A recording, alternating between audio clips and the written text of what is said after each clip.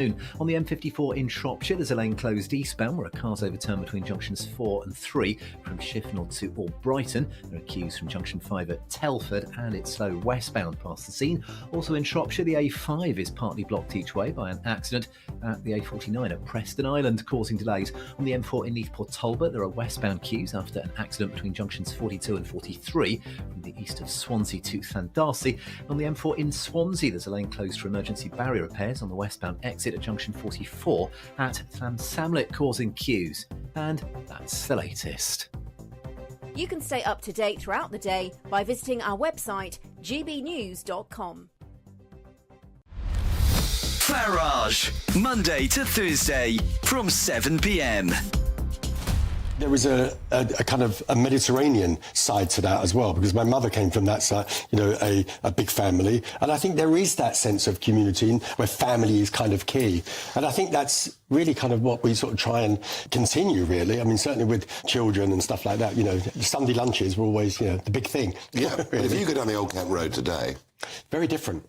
Very different, yeah. And that was quite some time ago as well, because we were very close to where the Thomas à Becket was. Yeah, I know, the boxing upstairs and all the rest of it. Yep. And I did go down there not so long ago, actually, and it really is very, very different. I mean, I'm not saying that's necessarily bad. I think we have a different view of things. Most people in London, Nicky, don't even know the names of the next-door neighbours. No, true. We've completely lost that sense of community that you grew up with, that you knew. I think it's a real problem. Yeah, I mean, I have to say sometimes I'm a bit guilty of it where I am now as well. You live in big houses, and I do see my neighbours, but, it's not quite the same as it was back. And I guess from that background, you're a teenager, you want to become a hairdresser. Yeah, that must have been quite a difficult call. Yeah, that one was a really good call. My dad went, oh, God, what? I mean, it was just very funny. And certainly from the point of view of, this was the early 70s. So it wasn't really the choice of most people would do. No, but you did. Why? I don't know, actually. I mean, I went to a grammar school and I didn't do as well in the final exams, and I was kind of forced into sort of leaving. And you suddenly go, ooh, no idea what to do here, really. Yeah. But the idea of doing something in fashion, and I really I know that I was given some really good advice actually by somebody that said, just start at the bottom. Don't necessarily go to college or whatever. Not that there may not be anything wrong with those, but just start at the bottom. Go to the best place you can and start sweeping the floor.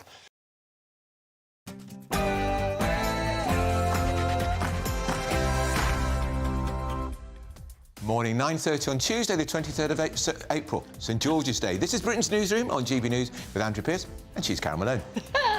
Victory for Rishi as his Rwanda bill finally passes through Parliament. But will these flights ever get off the ground? We'll speak to Reform UK leader Richard Tice for his reaction. And Channel migrant deaths, at least 5 have died trying to cross the English Channel just hours after the Rwanda bill passed. The irony of it all. Is China a threat to the UK as police charge a parliamentary researcher with espionage? We'll talk to former Tory leader Ian Duncan-Smith about his encounter with the Chinese wolf warrior. And happy St George's Day. Red crosses will fly high as crowds gather across England to celebrate their patron saint. We'll be live with a knees up in Dartford.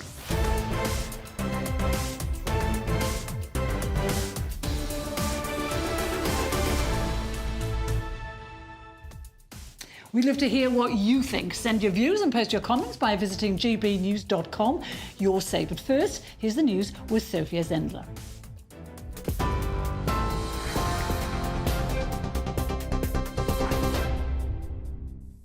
Good morning, it's 9:30. I'm Sophia Wensler in the GB Newsroom. We start with some breaking news. At least 5 migrants have died after their small boat got into difficulties off the French coast overnight. The incident happened off Wimereux Beach near Boulogne before 2 a.m. A number of other migrants were rescued, with at least one now critically ill in hospital. GB News can reveal that another 5 small migrant boats are attempting to make the crossing from France. One of the boats left a beach near Calais at first light this morning and is currently being escorted by French Border Force. Shadow Home Secretary Yvette Cooper says it shows we need urgent action to tackle small boat crossings. Shows how dangerous these boat crossings are. They put lives at risk and they're undermining our border security. And criminal gangs are making huge profits from these dangerous boats and from putting lives at risk in this way. And that's why we urgently need proper action to tackle these dangerous boat crossings. This morning's incident in the Channel comes just hours after the government's flagship Rwanda bill finally passed through Parliament. The Prime Minister called it a landmark law, promising that nothing will stand in the way of flights getting off the ground. The bill designates Rwanda as a safe country, allowing the government to deport asylum seekers there. And for the latest stories, sign up to GB News Alerts by scanning the QR code on your screen, or go to gbnews.com/alerts.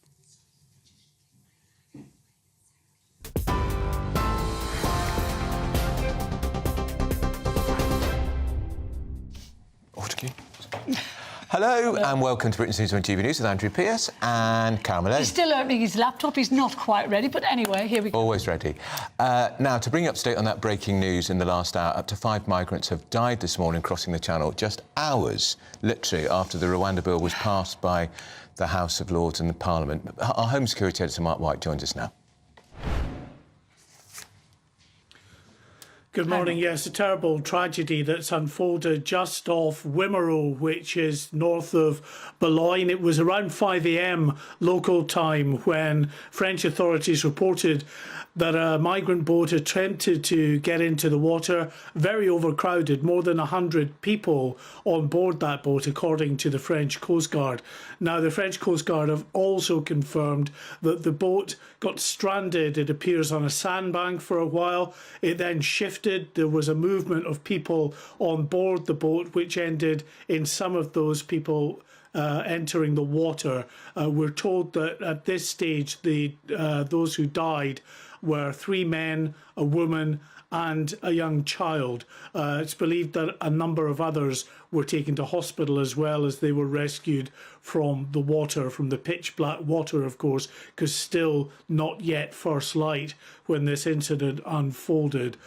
So the latest tragedy, taking the number who have drowned so far this year to 14 as they attempt to make that illegal crossing to the UK. And as we speak, more small boats are attempting to make the crossing. GB News understands that at least 5 small boats have pushed off from French beaches this morning. Another 3 small boats off the beach at Wimereux, that very same beach that this tragic drowning occurred on just hours earlier. And also another small boat has left from the beach at Calais. 2 tried to make it from Dunkirk, 1 turned back, another is offshore but has been suffering, I think, mechanical difficulties because it's not made much progress. So whatever Rishi Sunak might say in terms of the deterrent effect of his Rwanda bill, that's certainly not being felt at the moment on the coast of France as the people smugglers keep pushing these boats out towards the UK. All right, that's Mark White, our Home and Security Editor, Mark White, who'll keep us up to date on this throughout the programme. Sarah Vine, Daily Mail Comms joins. Sarah, doesn't this make the point why this Rwanda bill has to work? Absolutely, and it may be that people are just trying to get in before it. Yeah. You know, that we may see a little bit of a surge with people trying to get across before it comes into effect. But yes, I mean, I have a grudging respect for Rishi, to be honest, for pushing this through and for sticking to his guns. You know, everyone's always saying we want conviction politicians. I mean, this is certainly a man who's shown conviction in relation to this policy. Do you think it's translating, that conviction is translating to the electorate? Do you think it matters to them, or do they not believe him anymore? I think it would. I think Rishi has more problems than I think the Tory party has more problems than Rishi himself. Do you know what I mean? Yes. I don't think he can solve them, really, to be perfectly honest. I think it's very unlikely that he can turn it around. But I think what he's trying to do is to just do some things that he thinks are right before the end comes. And I think that's correct, you know. Wouldn't you think that it's interesting they're saying 5 more boats are taking off this morning? So even when 5 people die, these people are still scrambling on board these boats that are not safe. Well, I mean, of course, now we're coming into the boat season season because it gets a little bit warmer and the seas are a little bit calmer. So I imagine that there's a huge backlog of people who have arrived on that coast waiting to go across. And the smugglers want their money. I mean, the thing about the Rwanda scheme is it has always been primarily about stopping these criminals, you know, basically stopping them from making a fortune from, you know, basically human misery.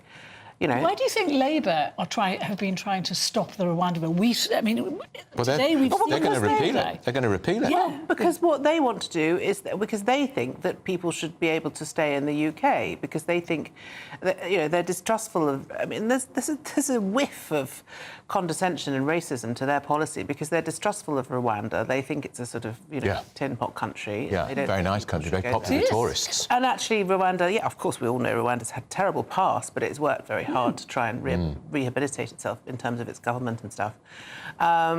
And of course, but you know, for them, it's just going back to Tony Blair. It was always just an open door policy as far as they're concerned. And of course, the other thing about Labour is that, you know, if you look at the people who vote for Labour, they tend to be disproportionately, you know, immigrants who have... That's why Tony Blair flooded Britain with them from Eastern Europe in the first place. It's an inexhaustible supply of votes for Labour. Yeah, I agree. So that's why, and you know, they would never admit that, but that's the truth, isn't it? I was really pleased that the Prime Minister, in his press conference yesterday, which I actually think he was quite effective, highlighted that the biggest increase in the number of migrants coming to this country are from Vietnam. Can somebody explain to me what war is raging in Vietnam? What conflict is raging there? To Vietnam, it's quite a nasty place in terms of human rights. I mean, it's very low key, but I mean, I wouldn't want to live there. But they're not they're not running away from strife, are they? I mean, it's not like Afghanistan where there's been war and the Taliban are persecuting women. It's different. And it's a tenfold increase. I'd say that was definitely economic migration more than anything else. But every time, Sarah, we see the boat come in at Dover, it looks like economic migration. Full of young men in their 30s, all 20s, all younger, and they're economic migrants. Where are the women and kids? Exactly. So I think that what we're trying to do here is distinguish between people who are coming here to make it, you know, for economic reasons and people who are coming here for sort of refugee reasons, and that's what Labour won't do. Yeah. What do you think about Huw Edwards has finally gone? Huw Grant. Sorry, Freudian slip. Freudian slip. Oh, was it? He had one or two of his own issues back in the 90s. This was about time, wasn't it, Sarah, that he had to be? I don't see what else could have happened. I mean, it's such a spectacular fall from grace. Do you think he's jumped or been pushed? Sorry, other thing. Do you think he's been pushed or do you think he did resign for medical reasons? I think they probably just got rid of him. 55-word statement from the BBC. There was no praise, no thank you for your glorious service. I mean, and he was not loved at the BBC by sort of, you know, people on the ground, you know, staff, people who work, you know, kind of in the studios and stuff like that. He wasn't. I don't think he was very loved. I mean, I know a few people who do those sorts of jobs, and none of them really had an awful lot. But it's a shocking slap in the face, isn't it, for licence payers that they see this guy, he's been off work since last July, on full pay, a guy who's already rich. And the BBC are saying he won't get a payoff. But of course he's on a massive pension. And we don't know what his contract is. The thing is that he, you know, it was the whole mental health thing, and the BBC really had their hands tied because if somebody says that they're having a nervous breakdown, it's just not okay in this day and age to just jettison them, I'm afraid. But it is extraordinary, Sarah, when you think he did so well. The boy from a pretty working-class Welsh background went to Cardiff University, flourished in the BBC, which is dominated by Oxbridge and private education, and he got to the very top. He was the new David Dimbleby, and yet it all fell apart because of his misjudgment. I think it's a sort of I think it's a thing that happens to characters like that, personalities like that, who are very, very driven. You know, and I think that there's a sort of element of, well, you know, I don't deserve to be here. There's all sorts of weird sort of psychosis that comes with being that sort of person. But why endanger it in such a reckless way? Well, people do self-sabotage. It's a well-understood psychological behaviour, isn't it? When they're very successuul. I mean, you know, you see it with politicians. You know, who do things, who do crazy increasingly things. No, exactly. You know, completely insane things that you think, why would any normal person do that? But it's to do with the pressure, I think, of the position. Yeah. Yeah. It's interesting. I was going to say the family of the person who made the complaint, which led to all of this, they're furious because they say there are lots of unanswered questions that they reckon Edwards has got away scot-free. They want to know, did he take part in the inquiry?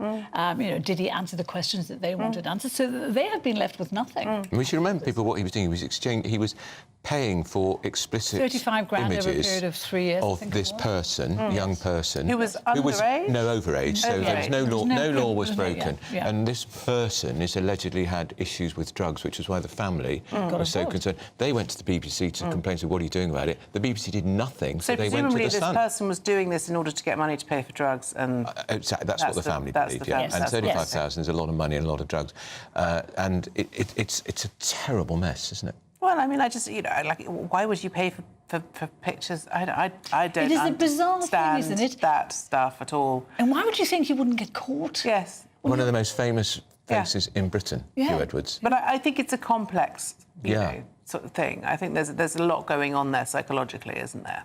Well, there is. For you to jeopardise your career like that. Yeah. But I mean, we were talking yesterday about one of the MPs, Mark Menzies, who's staying there.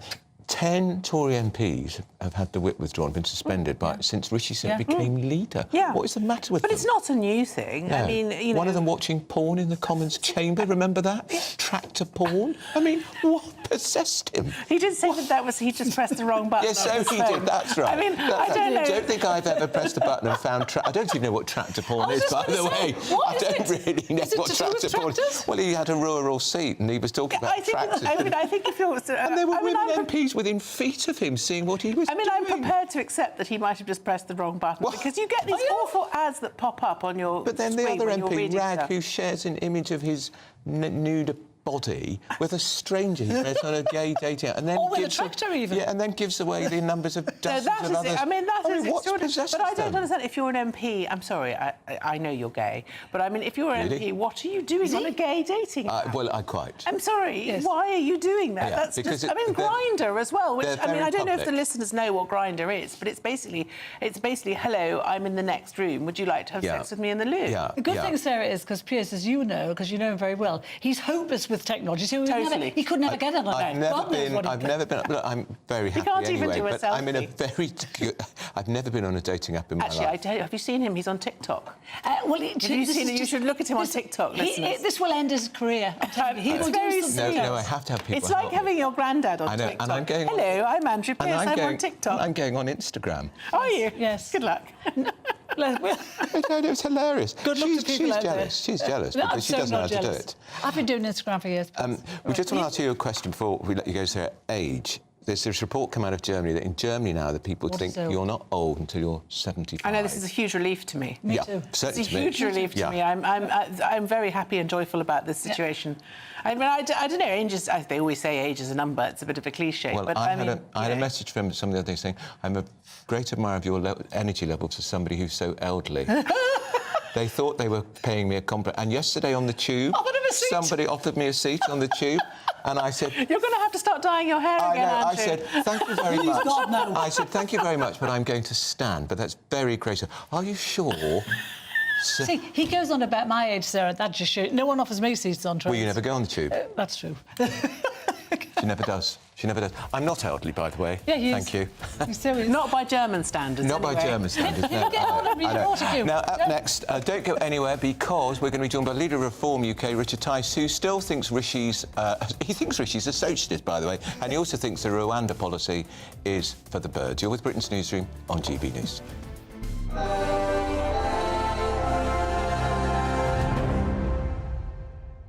Join me, Camilla Tominey, every Sunday at 9:30 when I'll be interviewing the key players in British politics and taking them to task. This report basically says that he's not fit to stand trial. With an upcoming election looming over Westminster, now is the time for clear, honest answers. I agree. And that's precisely what I'll get. Is he indecisive?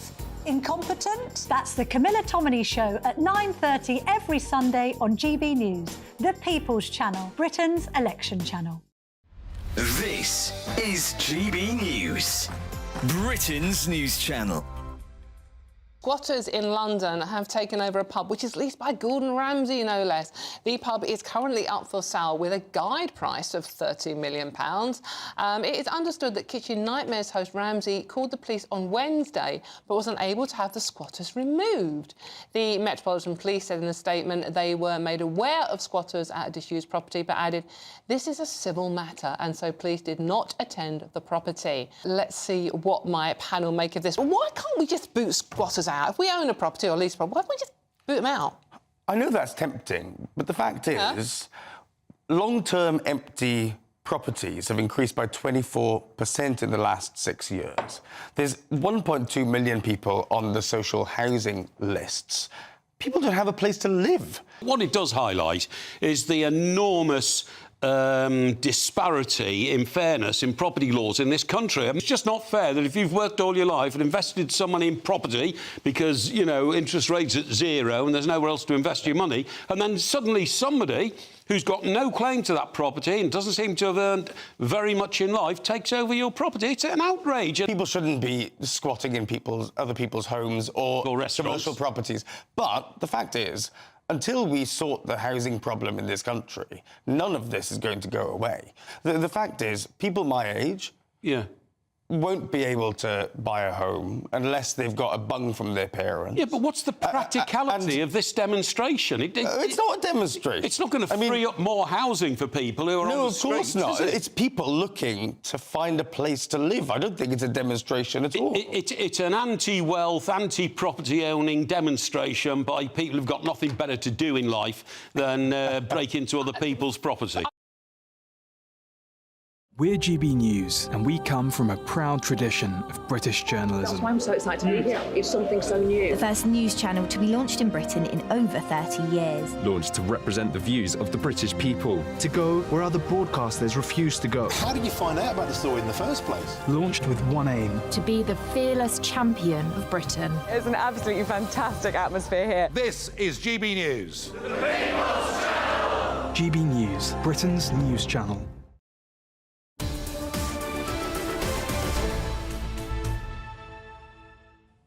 So let's return to our top story. After 5 months of deadlock, the Rwanda bill has finally passed through Parliament. Rishi Sunak has said the first flights will leave by July, but how likely is that? Michael Tomlinson, he's the Minister for Illegal Migration, oozing confidence this morning. Last night was a momentous occasion. We were told that the bill would never pass, that we'd never get it through, and the Prime Minister was determined to ensure that we got the bill through, and we did that last night. And here's the Shadow Home Secretary, Yvette Cooper, with her reaction. The problem with the Iran scheme, and bear in mind this was announced 2 years ago. They told us they were implementing this 2 years ago, and they have just kept writing cheques to Rwanda. So with every step along the way, they simply write more cheques. The first thing that they're going to do now that this latest piece of legislation has been passed, and bear in mind this is the third Conservative law on channel crossings in the last 2 years, but the first thing they're going to now do is write another £50 million cheque for Rwanda.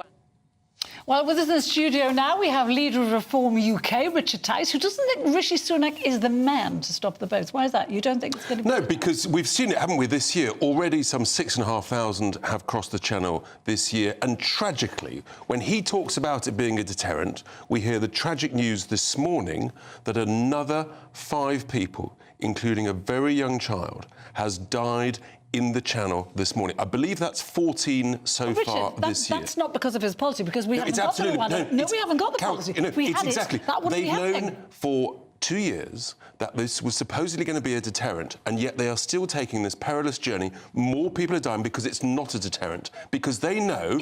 It's not operational, Richard. No, it's not an operational policy yet. But in theory, anybody can be returned, right, who'd be sent to Rwanda, who's currently coming across. They're not. They know that the prospect of it is so remote that it's not a deterrent. This whole thing is flawed. So here's what's going to happen, right? Because they know it's not a deterrent. The migrants know it's not a deterrent. So many people here know it's not going to be a deterrent. What Sunak's going to do, this is going to determine his whole election strategy. We are now preparing for a general election on Thursday, the 27th of June. Really? Or the 4th of July. I'll tell you why. Hang on, let's go on. Because if he lets these flights take off, and I'm right, that the boats keep coming because it's not a deterrent. All of a sudden, these hundreds of millions are wasted, all these years are wasted, we've got over 100,000 people, so his whole strategy... But what if it does deter them? No, we know it won't deter them. We do know that because how can we people know are that? dying. People are literally dying today. The law passed last night. It hasn't started yet. But the whole point is all of these people supposedly who are coming across now could be moved to Rwanda. They're not. They know it's not going to happen. It's not a deterrent. People are dying. So here's why. See, he can't take that risk, so he's going to advance it, and that's absolutely clear to us. That's why we're saying get ready for a summer election. And you're not, hang on, let me ask you this, Richard. You will fear that because you're not ready. Not at all. You're not ready. Your party we will be ready. Do you have candidates in every parliamentary constituency? Every single seat. Every single one? What about the ones you've had to kick out because they were weirdos? So many more people apply. What about the ones you've had to kick out that were weirdos? Talk to me about the Tory party sexual weirdos, let's talk about your party. Sexual weirdos. Is that what you want to talk about? They're not my weirdos. They're not my party, by the way. But, you know, you've got to kick out quite a lot of people. You're not ready. You're not ready yet. Have you got the money? Have you got the money? We've got the candidates. We've got the money. How much money have you got? We've got enough money to run a good election campaign. How many members have you got to knock on doors? More money coming in. You've never told us how many members you've got. How many members? And why should I? Because look, what we say is we know how many Labour have got. We know how many Lib Dems have got. The membership is growing rapidly. You always say that, but you never tell us how many. Because it's true. How many? Tell us how many. We're standing 630 candidates across England, Scotland, and Wales. Okay, how many seats do you think? Well, the more people who vote for us, the more we'll get. I mean, you must have an idea. We have got a good fortune teller in our party, but I'm not a fortune teller, so I can't make that prediction. But this could be a powerful message on the doorstep. We're the only party with a policy to turn back the votes. Labour don't have one. They're just going to say, oh, we'll get to grips with the gang. All Labour's going to do is try and deal with the people smugglers. That won't make any difference. In the same way, if you take a drug dealer off the corner of a street, he's replaced by another drug dealer. So that won't stop the votes. Sunak's not stopping the votes. The only kind, compassionate policy is pick up, take back. They should be doing that now, and people will stop dying. That's why our policy is the only policy that works. If we could do that now, they would. Yes, but we can do that because we're legally entitled, because they haven't got the leadership and the guts and the courage to do it. Tony Abbott did it in Australia. He pushed back. He got a load of flack from the lefty lawyers and the international institutions. But he worked. You would have to leave the ECHR. No, you don't, Carol. You just have to do what you're entitled to do under the United Nations Convention on the Law of Sea, 1982. I've read the treaty. I know how it works. If the election is in June or July, what role does Nigel Farage play for Reform UK? A very good question. Well, that's why, I mean, you know, he's got to make a decision rapidly. What is the more the merrier is what I keep saying to everybody. The more the merrier. What is the answer? It's a big job. You've just highlighted it's a big job. I do, absolutely. You do not know. Funny enough, I do not know. But you're going to be the last person to find out. Come on, we want to hear it. To be fair, Nigel doesn't know. He was here yesterday. He said he doesn't know I think he's going to be spending quite a lot of time in the United States with his mate Donald Trump. Well, let's wait and see. But you see, if it's a summer election, then maybe he could do both. Right. Very interesting. Well, there's Richard Titus theory. We're going to have a summer election. Actually, let's just get on with it. Well, you said it would have to be declared in 2 weeks' time? To hit the 27th of June, it would have to be declared by sort of mid-May. Or it could be 5th of July. Or it could be the Thursday, the 4th of July. And you really claim you're ready for it? Absolutely, we're ready. Bring it on. We've done that. He's saying he's not... A robust Richard Tice, who claims he's got the money, the members. He won't tell me how many members he's got or who the money's from, but there we are. That's his commitment. This is Britain's Newsroom. Alex has got you weather. A brighter outlook with Box Solar, sponsors of weather on GB News. Hello, very good morning to you. Here's your latest GB News weather update brought to you by the Met Office. Many of us will see some decent sunshine today, although in the southeast here there is quite a bit of cloud and also some drizzly rain. This pushing in across eastern parts of England this morning, feeding into parts of East Anglia and towards London and Kent as we head towards the afternoon. Some showery outbreaks across parts of the southwest, otherwise lots of places having a dry day, particularly across northern England, Northern Ireland and Scotland. Lots of sunshine and blue skies here. A bit of a west-east split in our temperatures in the east. Pretty cool at times, temperatures just about getting into double figures. Milder or warmer further west with lots of places in the mid, possibly even high teens. Any drizzly rain across parts of the southeast will clear away as we go through this evening, leaving a largely dry night and largely clear skies too. As a result, with the clear skies and some cold air making its way across the country, we are going to see temperatures taking a bit of a dip. So there will be a bit of frost around first thing tomorrow morning, particularly particularly where we have some lengthy clear skies, and away from eastern parts which are going to be a bit blustery as we go into tomorrow. So watch out for some blustery winds in the east and also some fairly frequent showers which could turn a bit heavy across parts of East Anglia and perhaps towards Kent. Elsewhere, again, lots of fine sunny weather around, just 1 or 2 showers to watch out for, but plenty of blue skies yet again. Temperatures a little bit lower for many of us, so really feeling a bit cool considering it's the middle of spring. Bye-bye. That warm feeling inside from Boxed Boilers, sponsors of weather on GB News. So up next, we're going to be talking China and spies with former leader of the Tory party, Ian Duncan Smith. Now, after a parliamentary researcher was... Oh, sorry, I messed that up. This was all after a parliamentary researcher was arrested for allegedly being a Chinese spy. Very young guy, and him and another young guy have been arrested. This is Britain's Newsroom.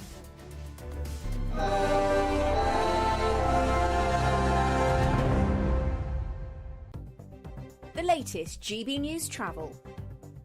Good morning, I'm Russell Holding. On the M8 in Glasgow, the inside lane's closed westbound where someone's broken down at junction 11 at Steps Road, causing queues, and then 3 out of 5 lanes are closed further west between junctions 19 and 20 on Kingston Bridge after an accident with queues towards there. Buses replaced trains again today between Airdrie and Bathgate for emergency engineering works. On Merseyside, Balliol Road in Bootle remains closed eastbound off the A565 Derby Road after a spillage yesterday afternoon. In Shropshire, the A5 is partly blocked by an accident at the A49 at Preston Island. The A1M in Bedfordshire is partly blocked southbound by an accident between junctions 10 and 9 towards Letchworth, causing queues. And on the M4 in Swansea, there's a lane closed for emergency barrier repairs on the westbound exit Split Road at junction 44 at St Samlet, just as you head up towards the roundabout, with queues towards there. And that's the latest. You can stay up to date throughout the day by visiting our website, gbnews.com. It's the final week to see how you could win our biggest prize yet. With thanks to Variety Cruises, a family company sailing since 1942, you have the chance to win a £10,000 7-night small boat cruise for 2. With flights, meals, excursions and drinks included, you'll be able to choose from any one of their 2025 Greek adventures. Plus, you'll also win £10,000 in tax-free cash to make your summer sizzle. And we'll pack you off with these luxury travel gifts. Hurry, as lines close on Friday. For another chance to win a prize worth over £20,000, text WIN to 63232. Text costs £2 plus 1 standard network rate message. Or post your name and number to GB04 PO Box 8690 Derby DE1 9TT. UK only. Entrants must be 18 or over. Lines close at 5 p.m. on Friday. Full terms and privacy notice at gbnews.com/win. Please check the closing time if listening or watching on demand. Good luck.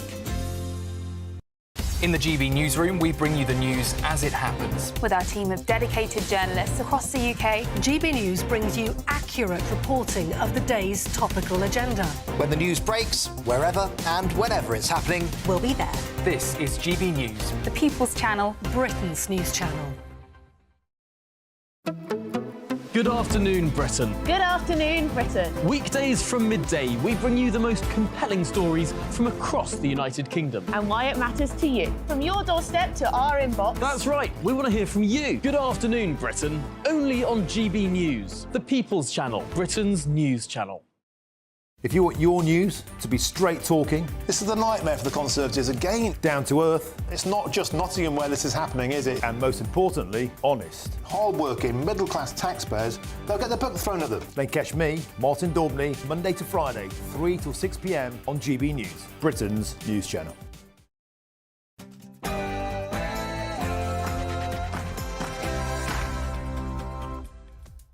It's 10 a.m. on Tuesday, the 23rd of April. This is Britain's Newsroom on GB News with Andrew Pearce and me, Carol Malone. Well, victory for Rishi. His Rwanda bill at last has passed through Parliament, but will those flights ever get off the ground? Because, of course, he hopes to get them by July. And happy St George's Day. Red crosses will fly high as crowds gather across England today to celebrate their patron saint. We'll be live from a knees up in Dartford. Yes, we're here in Dartford to celebrate St George's Day, where the community is really getting into the spirit of it all here today. Starting off with the boozer, like you do, and then heading out onto the street a little bit later on. Yes, at lunchtime we're going to see a parade of 700 school children come through Dartford High Street. We'll bring you all the latest here. And our Chinese spies a threat to the United Kingdom. Police have charged a parliamentary researcher with espionage. How serious is the threat? Trump on trial, the president, porn star and the payments. Donald Trump's hush money trial against Stormy Daniels begins with allegations he tried to corrupt the 2016 election.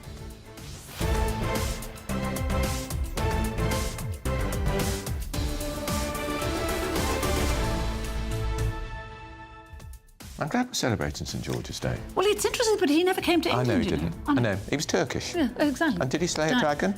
No. Probably not. No, died in Palestine. But still, we need a patron saint. They go mad about St Patrick's Day. They go mad about St Anne's Day in Scotland, St David's Day in Wales. So let's get behind it. And GB News is. What do you think? Send your views and your posts and your comments by visiting gbnews.com/you'll say. But first, here's your news with Sophia Wensler.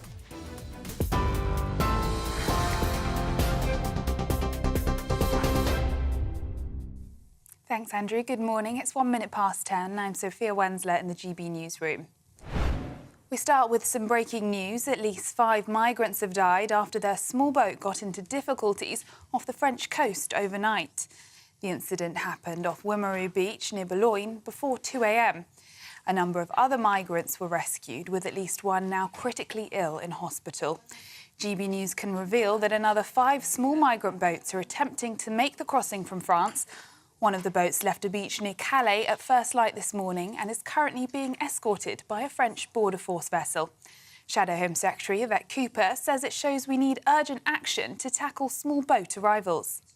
Shows how dangerous these boat crossings are. They put lives at risk and they're undermining our border security. And criminal gangs are making huge profits from these dangerous boats and from putting lives at risk in this way. And that's why we urgently need proper action to tackle these dangerous boat crossings. This morning's incident in the Channel comes just hours after the government's flagship Rwanda bill finally passed through Parliament. The Prime Minister called it a landmark law, promising that nothing will stand in the way of flights getting off the ground. The bill designates Rwanda as a safe country, allowing the government to deport asylum seekers there. Illegal Migration Minister Michael Tomlinson says it's an important moment. I'm keen to see things happening as soon as possible. The Prime Minister set out and made it very clear that it's going to take 10 to 12 weeks for the first flight to actually take off and to get off the ground. But you're right, last night was a momentous occasion. We were told that the bill would never pass, that we'd never get it through, and the Prime Minister was determined to ensure that we got the bill through, and we did that last night. And shortly after midnight, I found myself standing at the bar of the House of Lords and listening to the final speeches there, where they confirmed that the bill was actually going to go through. It's a landmark moment and an important moment for this Rwanda scheme. Meanwhile, the Home Secretary is echoing those comments as he prepares to discuss illegal migration with his Italian counterpart. Today is a landmark moment in our plan to stop the boats. The Safety of Rwanda bill has... James Cleverly says Italy is one of Britain's most crucial partners in tackling the shared challenge as he prepares to discuss efforts to stem illegal arrivals from North Africa. He'll visit the Italian Coast Guard headquarters in Rome, and he'll become Britain's first government minister to visit Lampedusa, where around 110,000 migrants landed last year. The Prime Minister will announce Britain's largest ever package of aid for Ukraine as he travels to Berlin and Warsaw. The £500 million pledge comes as the Prime Minister warns that Vladimir Putin will not stop at the Polish border if his assault on Ukraine is not stopped. He says the funding is part of essential defence for Britain and all of Europe against the Russian president's brutal ambitions. The funds will cover new weaponry, which will be delivered as quickly as possible in response to specific requests from Ukraine's government. In the US, Donald Trump will appear in court on day 2 of the first criminal trial of a former US president. The court has already heard prosecutors claim that the former president orchestrated a criminal conspiracy to corrupt the 2016 election.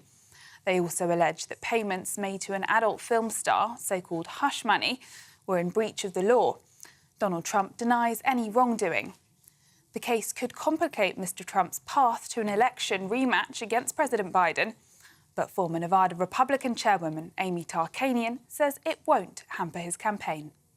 He's still campaigning, you better believe it. And even though he has a gag order, which he has a tough time following, he, from what I understand, behaved today inside the courtroom. But as soon as he stepped outside the courtroom, he had addressed the media and continued to open his mouth and complain once again. And Britain's roads are in a miserable state of disrepair amid a surge in pothole-related breakdowns. That's according to the RAC. The company's head of policy, Simon Williams, says new figures suggest vehicle breakdowns rose by 9% in the last year due to a large number of potholes. The insurer says it's led to more than 27,000 call-outs to breakdowns in the year to the end of March. That compares to just under 25,000 in the year before. The cost of fixing the problem across England and Wales is estimated at more than £16 billion. And for the latest stories, sign up to GB News Alerts by scanning the QR code on your screen or go to gbnews.com/alerts. Now it's back to Andrew and Carol.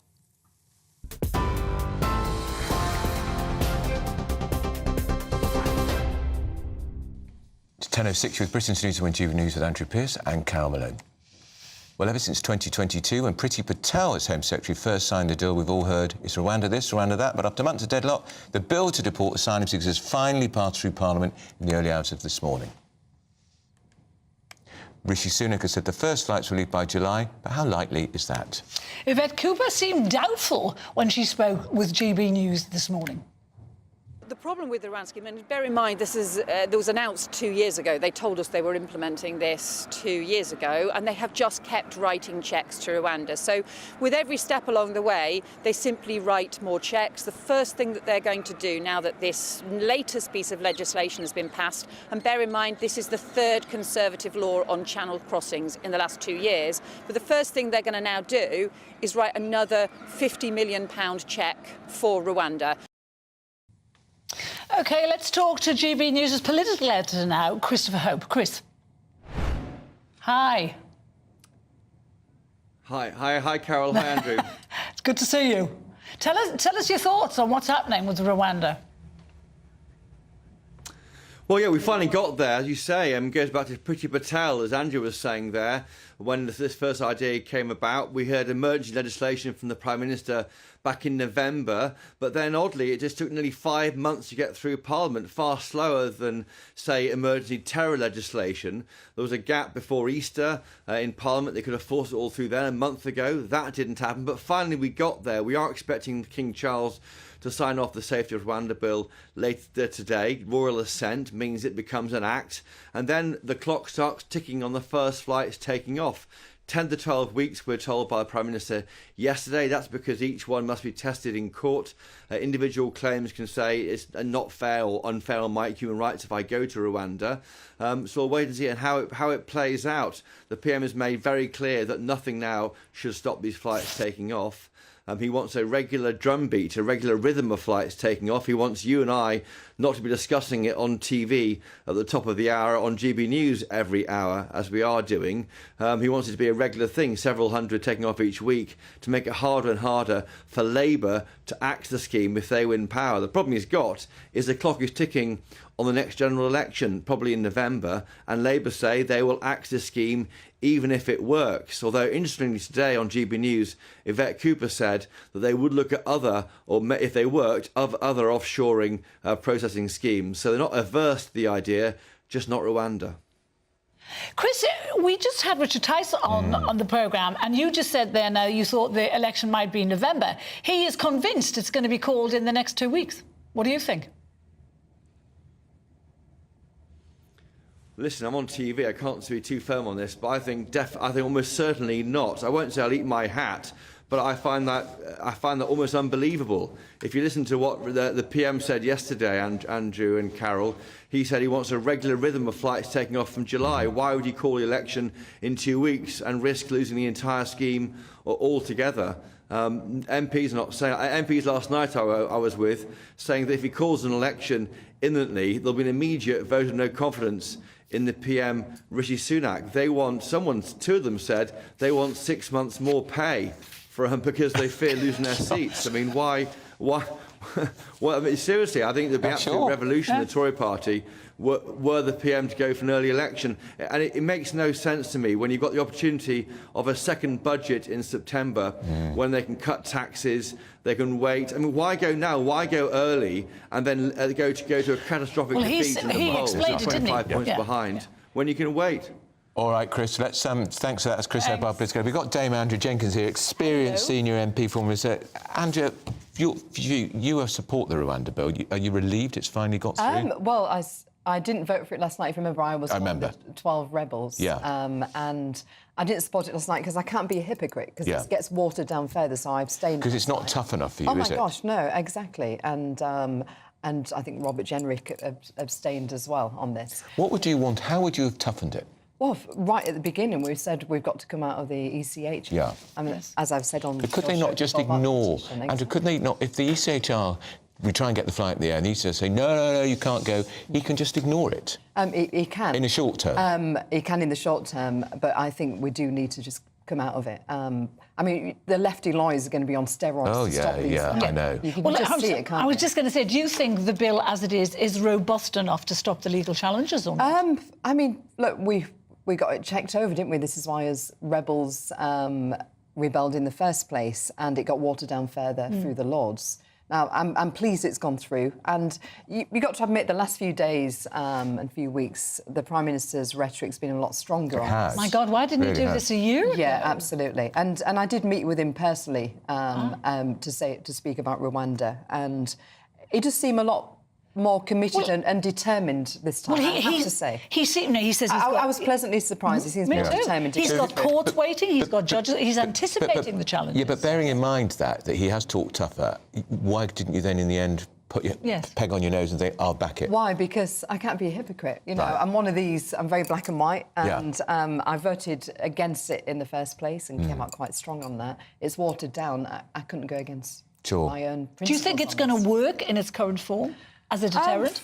Well, I mean, I don't know. What else have they got? What else have they got? I hope it works. I pray it works, because we need to stop the boats coming over and send a statement. This is going to be the tenet of his whole election battle now, isn't it? That he's put this right at the heart of his election campaign. I think so. And what you said about Richard Tice saying the election, I'd be very surprised. I mean, you know, I've been in Parliament yesterday, etc., and we're not hearing that whatsoever. No. His theory is that because he thinks... Tice's view is the boats won't work, it won't stop the migrants crossing channels, so just go into the election saying, I'm the only one with a plan to stop the migrants. Labour are opposed to it, will repeal it, so that will be the election be fought in it. But the election won't be won and fought on the boats. The election will be won and fought on cost of living, NHS... absolutely. And freedom of speech as well. Of course. And a two-tier policing system. Yeah, you know, I think the Prime Minister needs this 6 months to actually set out his stall, and as Christopher said about getting another budget coming through. Let's talk about St George's Day, because I'm delighted you've come out all guns blazing. I always do. More patriotic town in... Even though St George, as you know, is from Turkey. It's from Turkey. I know. And never slayed a dragon, as far as we knew. No. But why is it important that we celebrate it, Andrea? Well, do you know, I mean, the Welsh celebrate. They do. The Irish celebrate, the Scots celebrate, and we don't do enough of it in this country. The thing is, it's regarded now, isn't it? If you're patriotic, it's regarded as racist now, or nationalistic. Exactly. And let's look at the Labour Party. Look at Emily Thornberry, look at some of their councillors. Remember Thornberry? I know, in 2004. She mocked the guy who had the flag of St George outside their house when England were playing a football match. Absolutely. And she's now in the shadow cabinet. I know, exactly. And so I think that, you know, the arch-Europhile, which is Keir Starmer, to suddenly be Mr. St George. It's so disingenuous. I know. He's put a film out today. He's almost draped himself in the flag of St George. Can we just read out Andrea's tweet here this morning? Yeah, You went right in there. She says, people see through your fake patriotism, Mr. Flip-Floppy Keir Starmer, but the Red Wall will not forget how you tried to stop Brexit or how some of your MPs and councillors have looked down on those who celebrate St George and all that is English. I think he read that and then put that film out, because that film was not on social media. It wasn't. It wasn't. Interesting on Brexit, because you mentioned that. I was shocked to read in one of the polls last week, Lord Ashcroft's poll. Andrew, the Tories are not even trusting on Brexit anymore. Labour Party are trusting more on Brexit than the Tories, even though Sir Keir Starmer was the architect of the second referendum plan as Corbyn's the candidate Brexit. standing against me, he stood in Harrogate and wanted a second referendum in a Brexit seat. Yeah. But how did the Tories lose the faith and the trust of the people on an issue? I mean, I think we need a major cabinet reshuffle. Get some, some strength in there, some experience, some Brexiteers in there. You're applying for a job here, Andrea. Are you applying? You're available? I'm not a person that... I'm too outspoken and would never get chosen. But we need some real experience in there. Set our stall out, show the Conservatives uniting into this election and actually be more conservative. We need to be tough on crime. We need to be low tax, small state Conservatives, curb the spending. And we can't have this two-tier... But why do people trust Starmer on Brexit? He has already said he would be thinking about looking into taking us back into the single market. And he said, I think it was last year, he said that we're not taking our fair share of migrants. And he would put that right. I mean... No, exactly. It would be open all hours. Yes. I think that people are just frustrated and peed off with politicians, full stop. And, I mean, I don't get the appetite, actually, for Labour on the doorstep. I get a third Conservative, third Labour, and it's the rest, the 40% are undecided. Yeah, well, that poll, actually, last week did say that even though the Labour were miles ahead, 45% of them said, we don't want him, there's no stomach for him. Exactly. Can I ask, do you think the Prime Minister should have called in the Metropolitan Police Commission and said, I'm sorry, mate, you've had a chance to sort this policing out in the world's most capital city. What happened to Gideon Falter was appalling, and he hasn't even met with him, Sir Mark Road, hasn't even met with Gideon Falter. Should he be out of a job? I think completely, but I want to see Carr now, don't you? It's another matter. But it's interesting that we hear this morning that Rowley is actually supporting the officer who said to the gentleman, Gideon Falter, you're openly Jewish. So, I mean, that's, he's already picked people, because I've come out in support of Israel, because I don't forget what happened in October. Pregnant women and ripped out their stomach. It's barbaric. And still many hostages, Andrea, in Gaza. I mean, look at the awful email I got, which was pro-Hamas a few weeks ago, and people's graffitied, one of my signs on my office, from the rivers to the seas. Have they really? Disgusting. Absolutely pro-Palestine. These people need locking up, I'm afraid. Yeah. And would you stop the marches? I would. We've had them for every week for 6 months. I was really, really angry last Wednesday. Parliament Square, 4 white vans stopped on Parliament Square. All these pro-Palestinian lobby jumped out. They had all this equipment. They stopped the traffic at 5 o'clock peak time, and the police just stood around. I'm sorry, but we should not allow any kind of march where it stops people going about their everyday life. But doing that, they must have been told from the top to do that, Andrea. That's the point. Completely. Anyway, thank you very much, Andrea. And happy St George's Day. Happy St George's. And still to come, Met Police Chief Mark Rowley praises the conduct of his police officers amidst the anti-Semitism row. This is Britain's Newsroom on GB News. Lovely.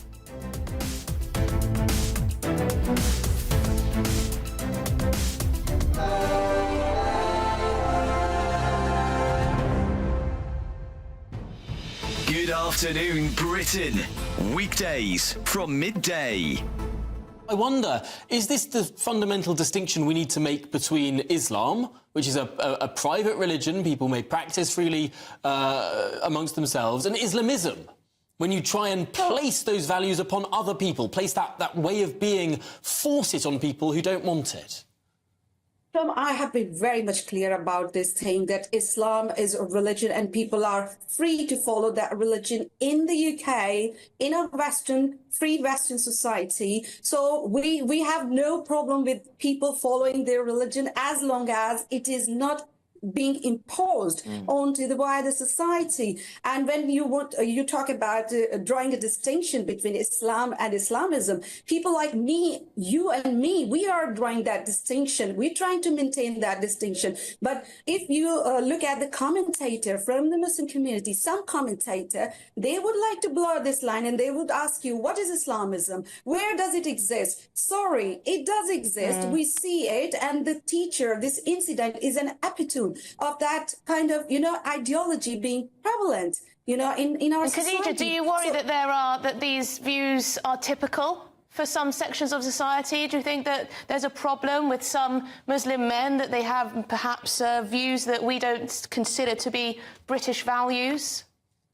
There are certain readings of religion which are misogynistic, which are discriminatory, which are homophobic. We need to be honest about it. We need to be calling it out whenever we hear these kind of views. It's been a long time that we are letting these kind of ideologies crawling in, spreading tentacles in British society, and we are just ignoring it in the name of respecting people's culture and religion. You are not suppressed in the UK. GB News is the home of free speech. We were created to champion it, and we deliver it day in, day out. Free speech allows us all to explore and debate openly the issues most important to us, our families, and of course, the British people. Having challenging conversations to enlighten each other. Which is why we hear all sides of the argument. We are the People's Channel. We will always stand by the freedom to express yourself. On TV, radio, and online. This is GB News, Britain's news channel. I'm Patrick Christie's. Every weeknight from 9, I bring you 2 hours of unmissable, explosive debate and headline-grabbing interviews. What impact has that had? We got death threats and the bomb threat and so on. Our job is to do what's in the best interest of our country. You made my argument for me. My guests and I tackle the issues that really matter, with a sharp take on every story. I'm hearing it up and down the country. That was a beginning, not an end. Patrick Christie's tonight from 9 p.m. only on GB News, Britain's news channel.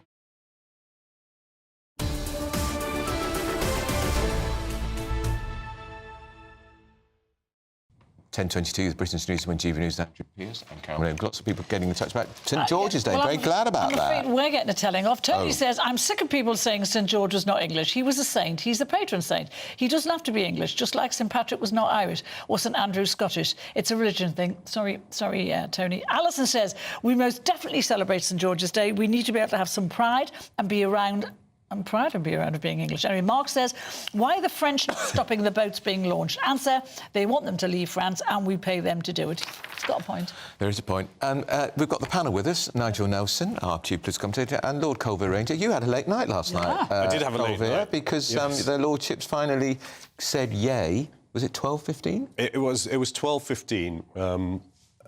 Look, quite rightly, we've been through a process on this, but I think it had got to a point where you're continuing to, or rather the opposition, the Labour benches and the bench peers, were asking the same question. Yes. And there's a definition in there, the sign of madness. You keep asking the same thing, expecting a different result. So we've done now the legislative process. Yeah. The bill goes through. But I'm not sure what was trying to be achieved last night. The posturing, as you say, Andrew. Yeah. That's what it was. The arguments had been had over the last 2 years. Yeah. Is this legislation going to stop the boats, do you think? It is a deterrent. It's part of the process to stop these boats. We all want to stop these boats. We want to see the horrible gangs dismantled. We don't want them to be incentivised to come through that illegal means. And this acts as a deterrent. There's proof. Home Office researchers looked at this. I've read the papers. I've looked at the examples. The questions that are raised, it is posturing. We have all the answers as to what this will do. So why were they messing around then 5 times? Why has it taken this long to pass? If they knew the answers and if they knew it was going to be a deterrent. I think, Carol, you know as well as I do that this is the opposition trying to obfuscate the Prime Minister, the government, the will of the government. On his flagship holiday he's committed to. And trying to generate some political capital by damaging the Prime Minister's Nigel, policy. you're very well plugged into the Labour Party. There were sort of posturing and virtue signalling, because as Colby said, it was always going to go through. This has taken 5 months. We saw 5 migrants have died this morning. Yeah. Perhaps if these planes had been in the air, if the policy works, that boat would never have set off. Well, I think that's pretty unlikely. I mean, that's the... You don't know, though? No, but where we are with this, I mean, I'm not sure which Home Office document that Colby has been reading, but the impact assessment into the illegal migration bill, that found no evidence that this measure would stop the boats. That was the reason that the most senior civil servant of the Home Office, Matthew Rycroft, wouldn't sign it off as value for money. So with no evidence, you've designed a policy that's going to cost £500 million, and that's not the way you design policy. When you do that, you have some kind of evidence that this policy will work. Right. As far as last night went, you were dealing with crossbenchers. I mean, bear in mind, there are 100 more Tory peers than there are Labour peers.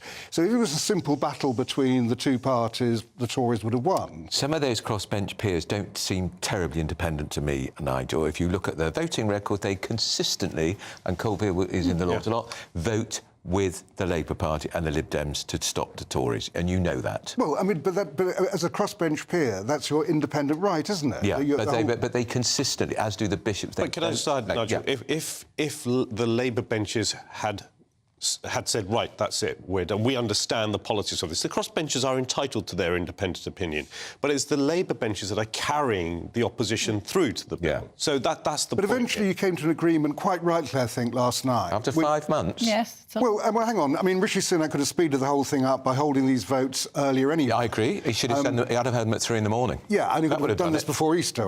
Before Easter anyway. But it is quite right the Lords scrutinised the legislation. It is quite right they put amendments down which I thought were pretty reasonable and the government should have accepted. Ultimately, the will of the Commons must prevail, and that's what happened last night, and that's what Labour decided to do. But we kind of know why they've delayed it for so long, because they think the longer they're delayed, the Tories aren't going to be in power, and so Rwanda's never going to happen. And that's why they did it. And they hate it. Colby, Nigel was implying that you're misleading us about this Home Office. No, look, I've read the reports that look at other countries, how Australia, the Home Office have done a lot of research. Australia's different. There's a completely different... Whenever you give an example, someone always says, well, that's different. But it is different. It is different, but they have looked at examples all over the world where there's been illegal immigration challenges and what deterrents work. And this policy looked at those, and that's where they developed this approach. And there are Rwanda-style policies operating now in Denmark, in Austria, and Germany. Well, hang on. No, Denmark hasn't done it. Denmark is not doing it. They're going to do Denmark, it. They're looking at it. They're looking at it. Austria's not doing it. Hang on, Nigel, Denmark has just passed a law to say they can process offshore. Processing offshore, but they haven't gone for the Rwanda. No, not Rwanda per se. No, I mean, in fact, they've passed what is effectively their illegal migration bill. So if they've got somewhere offshore, they will then go and do it. Austria, Germany has just proposed it? Well, I mean, they proposed it, but none of this has happened. We're the only country that are doing it. And the other countries that did do it, Israel... Why can't we lead from the front for a change? Good. And I think other countries will they'll fall in behind us if it's successful. All right. Well, then look at where Rwanda has been used by Israel and by the UN. Yeah. These were completely different systems. The Israeli one was a voluntary scheme to send people there. Ours is compulsory. Yeah. The UN scheme was an evacuation scheme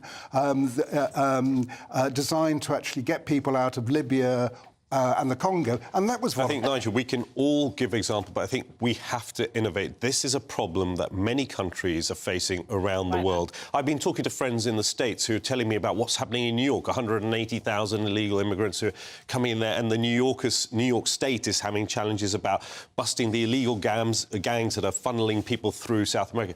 This is a fundamental problem that many different parts of the world are facing, and we will have to come up with solutions like this and try them. And I don't think saying, well, no one's done it before, is the way to go to find a solution. Let's leave Rwanda for now. Let's talk about Huw Edwards quitting on medical grounds, Colby. Well, I think at the end of the day, we've got to the right result here. Unfortunately, it's taken a while, but we can't... Since July, Colby. Yeah. Mental health, especially when you're a figure... I have a lot of respect for the broadcaster that Huw Edwards has been for this nation. Yeah. He has been the face of this nation. Whether we have our views on the BBC or not, he was trusted respected. His background, where he came from, he wasn't part of the establishment. But isn't the point that he became a person who was not trusted? And that's right. He has been on full pay since last July. And I think, you know, there's probably a process that an organisation like the BBC has to go through, and quite rightly, and sometimes there's a duty of care to him as an individual. But at the end of the day, he has not received a payoff. It is for the betterment of his health that he'll be on full pension, and who knows when his contract ends. But Nigel, he had to go, didn't he? Because, you know, this is licence payers' money. Yes, I mean, he was at home doing nothing. I agree with Calvier on this one. That this is the best possible result in the worst possible situation. So I think it was absolutely right that he quits the BBC. Clearly, that he didn't have a career left there, however you look at it. And yes, you're right. I mean, it's one of the primary reasons has got to be, if you continue paying his salary as they have been doing, that is licence payers' money. And you know, while he's been off, he actually had a pay rise because of the brilliant way he conducted himself at the Queen's funeral, ironically, so his pay was even increased while he was there. Can he ever come back, or is this the end for the road for Huw Edwards? Well, I mean, who knows? I'd have thought it's the end. Yeah, so I guess maybe he could do a document about the rise and fall. I think you have to look at where people evolve. Nobody is perfect. No. We are human. Yeah. We will err. Where he couldn't come back in the same kind of role, because we know that particular weight that he was carrying for the nation and the trust he was carrying. But yes, as you say, Andrew, maybe something else. Licence payers would say, when you err to that extent, you shouldn't be carry on being paid. Extraordinary. The voice that told the world, Her Majesty the Queen. And he was brilliant at that. And as you're saying, he came from very working class stock in an organisation that is dominated by private school, public school, Oxbridge types. OK, you've got to go now. That's the panel. Colvia and Nigel Nelson. We're going to go to headlines now with Sophia Wensler.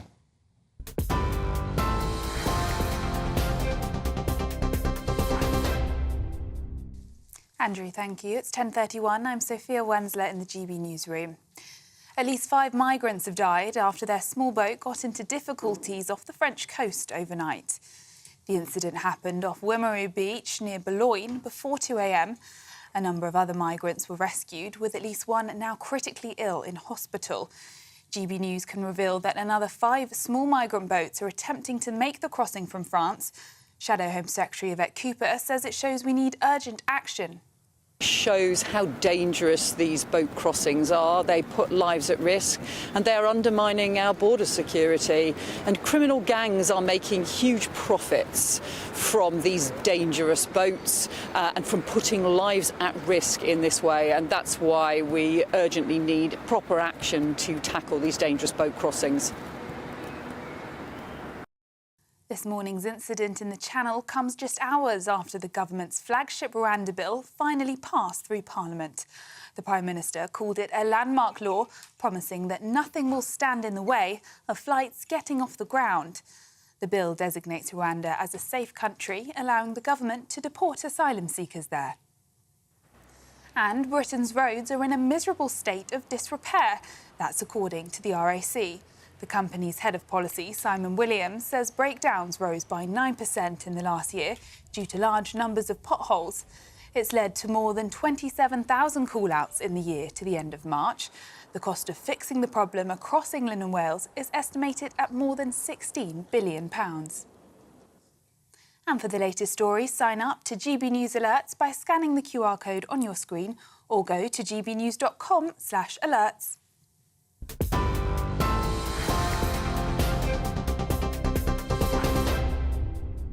Cheers Britannia Wine Club proudly sponsors the GB News Financial Report. And here's a quick snapshot of today's markets. The pound will buy you $1.2360 and €1.1588. The price of gold is £1,855 and 35 pence per ounce. And the FTSE 100's at 8,146 points. Cheers Britannia Wine Club proudly sponsors the GB News Financial Report. Still to come, we're going to be speaking to Lord Offord as Britain shoots up to become the 4th largest exporter in the world. This is Britain's Newsroom on GB News.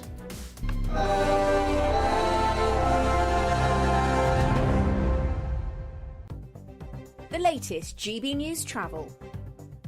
Good morning, I'm Russell Holding. On the M8 in Glasgow, 2 out of 5 lanes are closed westbound where there's an accident on Kingston Bridge between junctions 19 and 20 from Addison Cross to the M74. It's taking around 20 minutes in queues towards there from junction 13 for the M80 at Provan. Buses replaced trains again today between Airdrie and Bathgate for emergency engineering works. On Merseyside, Balliol Road in Bootle remains closed eastbound off the A565 Derby Road after a spillage yesterday afternoon. In Shropshire, the A5 is partly blocked by an accident on the roundabout at Preston Island, where it meets the A49, causing delays. And in London on the A13, it's down to a single lane westbound. There's a spillage on the Canning Town flyover, with queues towards there from the Goresbrook interchange at Dagenham. And that's the latest. You can stay up to date throughout the day by visiting our website, gbnews.com. This is GB News, Britain's news channel. Squatters in London have taken over a pub which is leased by Gordon Ramsay, no less. The pub is currently up for sale with a guide price of £30 million. It is understood that Kitchen Nightmares host Ramsay called the police on Wednesday but was unable to have the squatters removed. The Metropolitan Police said in a statement they were made aware of squatters at a disused property but added, this is a civil matter and so police did not attend the property. Let's see what my panel make of this. Why can't we just boot squatters out? If we own a property or lease a property, why don't we just boot them out? I know that's tempting, but the fact is, long-term empty properties have increased by 24% in the last 6 years. There's 1.2 million people on the social housing lists. People don't have a place to live. What it does highlight is the enormous disparity in fairness in property laws in this country. I mean, it's just not fair that if you've worked all your life and invested some money in property because, you know, interest rates at zero and there's nowhere else to invest your money, and then suddenly somebody who's got no claim to that property and doesn't seem to have earned very much in life takes over your property. It's an outrage. People shouldn't be squatting in other people's homes or commercial properties. But the fact is, until we sort the housing problem in this country, none of this is going to go away. The fact is, people my age won't be able to buy a home unless they've got a bung from their parents. Yeah, but what's the practicality of this demonstration? It's not a demonstration. It's not going to free up more housing for people who are on the streets. No, of course not. It's people looking to find a place to live. I don't think it's a demonstration at all. It's an anti-wealth, anti-property owning demonstration by people who've got nothing better to do in life than break into other people's property.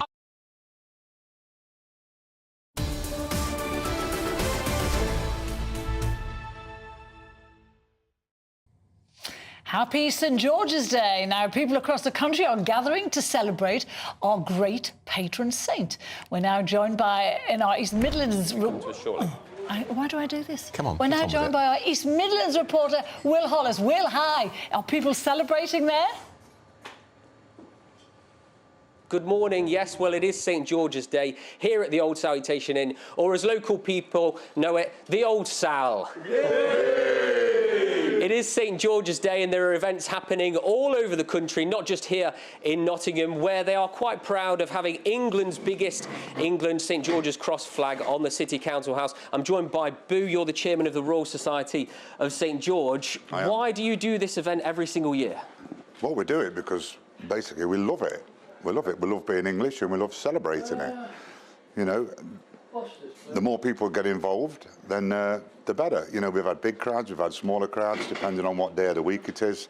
But it's always a celebration and everyone's welcome. In the past in Nottingham, you've had big parades up to 5,000 people, maybe a little bit of a smaller affair this year because you don't have a parade. What is it you are going to be doing here at the Old Sal and what is it that you are celebrating? Well, I invite anybody who's English and proud to come down and have a look, you know, and see what we do. We've got a disco on. We've got plenty of beer behind the bar there, you know. They just had a delivery this morning to top us all up, you know, and we can just enjoy it. Just everyone enjoy the fun, what we do. It's a party, you've got flags, you've got traditional nights, slaying the dragon. But why does it matter right now in 2024 that we celebrate St George's Day? I think it's important that whoever you are, whatever country you come from, basically, to don't lose your identity. You know, we are proud to be English, And it's as simple as that. And we like celebrating our national day. You know, we don't begrudge anybody celebrating their day. They, you know, they can do what they want. You know, it brings colour to the city, whatever. You know, but we're just proud to be English, and we just love celebrating it. I've spoken to a lot of people from the Royal Society of St George, not just here, but in places like Leicestershire, across the country, in London. And the thing that they always say to me is that this is non-political. You don't have to be from a certain faith or background to be a part of this. Why does that matter in celebrating St George now? Well, It's important to anybody. Like you say, it's not all about your colour, your creed, your religion. If you wouldn't just come down and enjoy us, you know, if people from abroad who come to England, just enjoy England and come and see what we're all about. This is a good side of being English. It's not all about a lot of bad things. What hits the press a lot. You know, these are good things. Yeah. Huw, thank you so much for talking to us today on GB News, and happy St George's Day. That's good to see that, isn't it? I think it's terrific. Look, there's a bit of English eccentricity that work there, but that's great and that's commendable, and I like it. I like to see a bit of flag waving. Yeah, and look, I was brought up as a Catholic boy in Catholic school. We knew all the Saints' Days and St George's Day, but of course in my Catholic school we were very keen on St Patrick's Day because we all did. We all wore the shamrocks and have the parties. There'd be a great chunk of shamrock on the boys' school and girls' school jackets, and poor old St George was always overlooked. We need to get behind these guys. I mean, look, they're all dressed. They've got knights' outfits on and all the rest. It's fabulous. Anyway, let's cross to Dartford, where Red Crosses will be flying high. GB News presenters Stephen Dixon and Ellie Costello are there. Hi, guys. What's happening? Is there a party?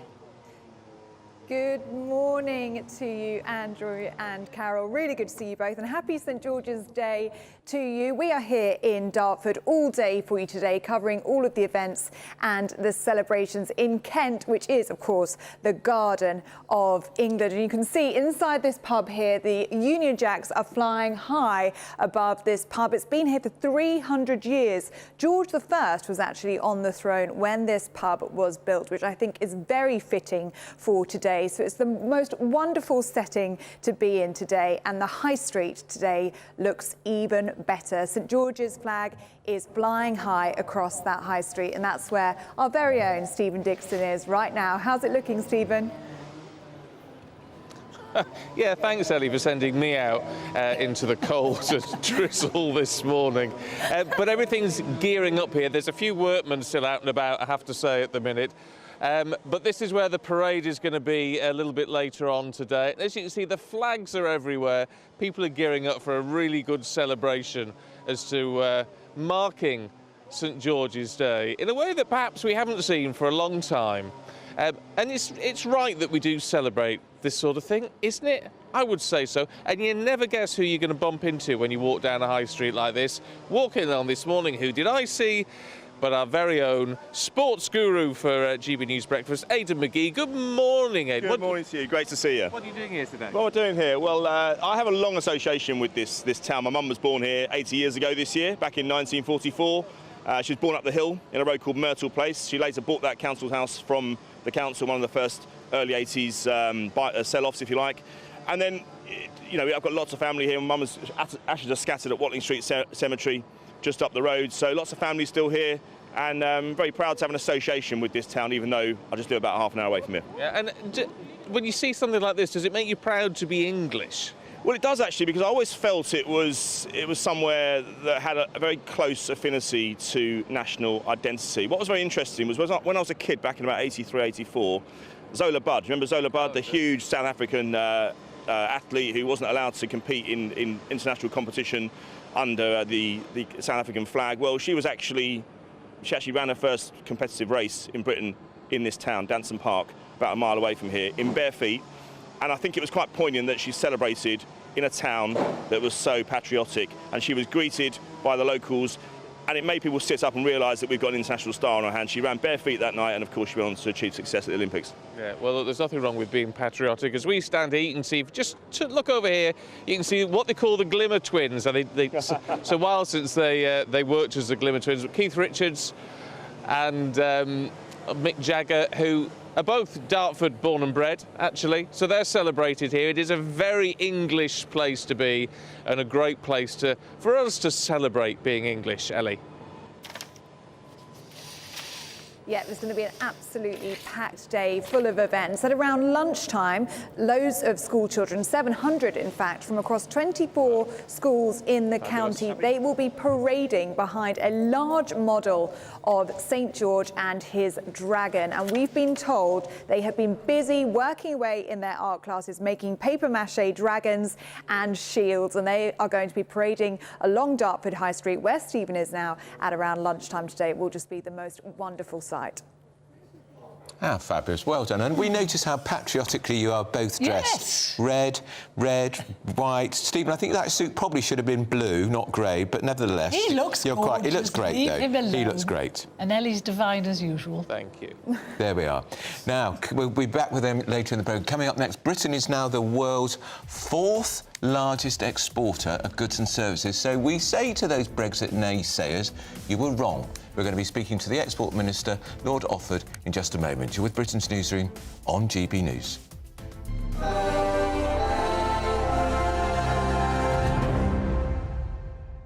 Hello, very good morning to you. Here's your latest GB News weather update brought to you by the Met Office.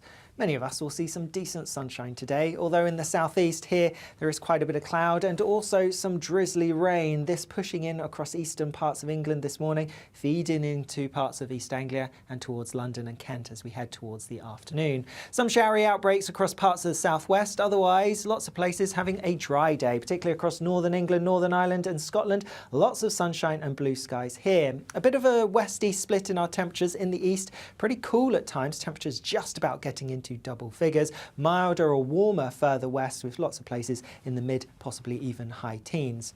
Any drizzly rain across parts of the southeast will clear away as we go through this evening, leaving a largely dry night and largely clear skies too. As a result, with the clear skies and some cold air making its way across the country, we are going to see temperatures taking a bit of a dip, so there will be a bit of frost around first thing tomorrow morning, particularly where we have some lengthy clear skies and away from eastern parts which are going to be a bit blustery as we go into tomorrow. So watch out for some blustery winds in the east and also some fairly frequent showers which could turn a bit heavy across parts of East Anglia and perhaps towards Kent. Elsewhere, again, lots of fine sunny weather around, just 1 or 2 showers to watch out for, but plenty of blue skies yet again. Temperatures a little bit lower for many of us, so really feeling a bit cool considering it's the middle of spring. Bye-bye. We're GB News, and we come from a proud tradition of British journalism. That's why I'm so excited to be here. It's something so new. The first news channel to be launched in Britain in over 30 years. Launched to represent the views of the British people. To go where other broadcasters refuse to go. How did you find out about the story in the first place? Launched with one aim. To be the fearless champion of Britain. It's an absolutely fantastic atmosphere here. This is GB News. The People's Channel. GB News, Britain's news channel. I'm Michelle Dewberry, and I'm not here to tell you what to think. I'd much rather hear what you have to say. So send in your opinions to gbviews@gbnews.com. Keep them clean, and you never know, I might read them out. With my panel here on Jubes & Co, we debate, we get stuck into the issues of the day on a show where all views are welcome, especially yours. GB News, the People's Channel, Britain's news channel. 2024, a battleground year. The year the nation decides. As the parties gear up their campaigns for the next general election. Who will be left standing when the British people make one of the biggest decisions of their lives? Who will rise? And who will fall? Let's find out together. For every moment, the highs, the lows, the twists and turns. We'll be with you for every step of this journey. In 2024, GB News is Britain's election channel.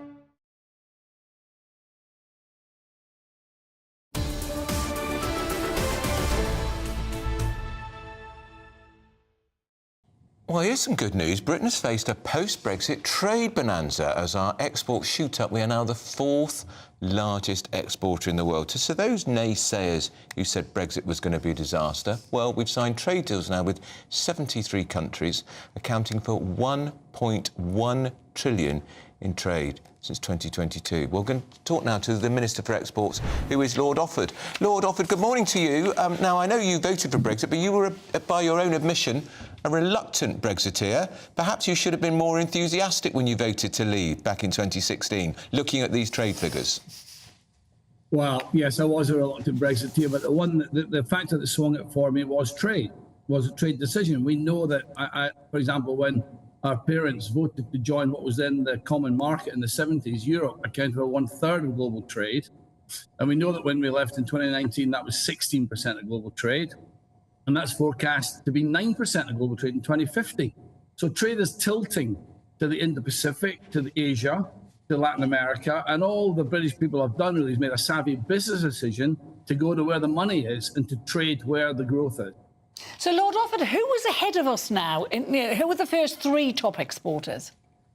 Well, the two biggies, obviously, US and China, and then there's Germany.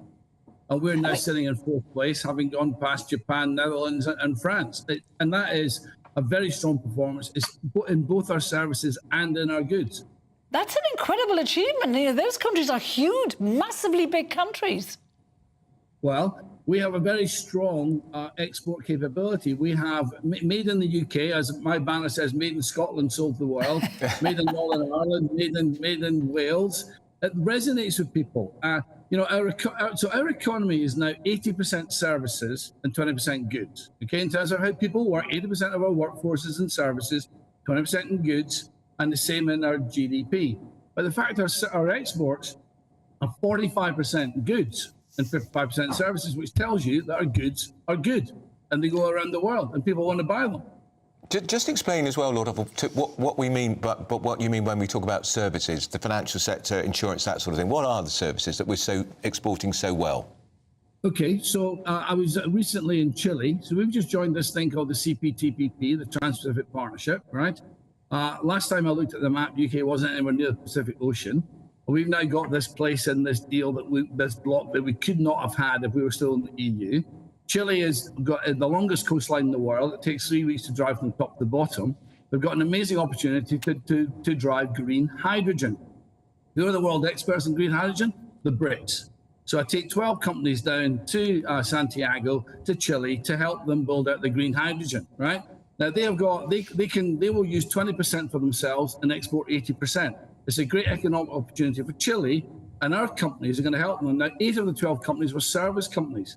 So they are consulting companies, they're the architects, they're the engineers, they're designers. And we've got to think more about how we sell services, whether it's education, edtech services, but in renewables, it's services. In railways, we sell consulting services, obviously financial services. So obviously the public, when they think about exports, of course we think about chocolate and whiskey and JCB, and that's good. That's still 45% of our exports. But we have to think about how our economy works. And actually, we are now a smart post-industrial economy in services, which pays higher wages and which is now based all around the UK. But Lord Offord, we keep hearing from the Remainers that Brexit isn't working. This is a clear sign that it is, surely. We now have data from 2018, the last good year before all this bad stuff happened, in 2023, and we now can say that Brexit has had a minimal impact on our trade. The biggest impact has been COVID, and then the war in Ukraine and associated inflation, energy prices, and interest rates going up, and that has been the same in Germany, Australia, and the US. Okay, so Brexit is the least amount of impact, and in fact, if you look at our trade and manufactured goods to the EU, it's traded exactly the same as the rest of the world. So really what's happened is in manufactured goods, been a massive dislocation in world trade, the biggest dislocation since Second World War, okay? And it's happened everywhere. And we've actually come out of it very well, much better, because we've got a modern service economy. Can I ask you, though, there was a poll, you'd have seen it last week, I think it was Lord Ashcroft's poll, Lord Offord, which showed that the Tories had fallen behind Labour on every single area of policy in terms of public trust, whether it's defence, law and order. But shockingly, Labour now trusted more on Brexit, and yet you're clearly not trumpeting these success stories loudly enough. I appreciate you're on with us today, which is great, but why isn't the government shouting from the rafters the successes of Brexit? Yes, I mean, I've been in this job a year, so I'm Minister for Exports, And I have to tell you, it is all I see is a strong recovery and good news, and we have to get this message out loud and clear. There is one part of our pie chart is 24% of our 850 billion of exports. 24% is manufactured goods to the EU, where there has been friction, no doubt. Okay, the other 76% is going gangbusters. For some reason, the reporting news is all about that 24% manufactured goods to the EU 27. My job is to highlight that, yes, that's been difficult, but the other 76% is going very strongly.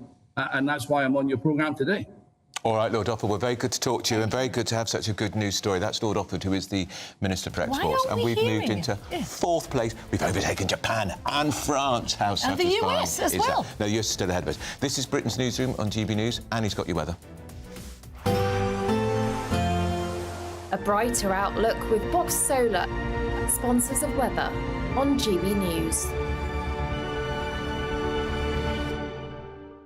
Hello there, welcome to your latest GB News weather update. It should brighten up for many northern areas through the rest of the day, but it will remain fairly cloudy in the southeast. That's because a weather front has been pushing along the southeast throughout this morning. That's bringing the cloudier skies. It's a fairly weak feature by the time we get to this afternoon, but it will continue to bring quite a lot of cloud around to many southern areas of England. And in the southeast, that's where we could see some drizzly rain, particularly along the coast.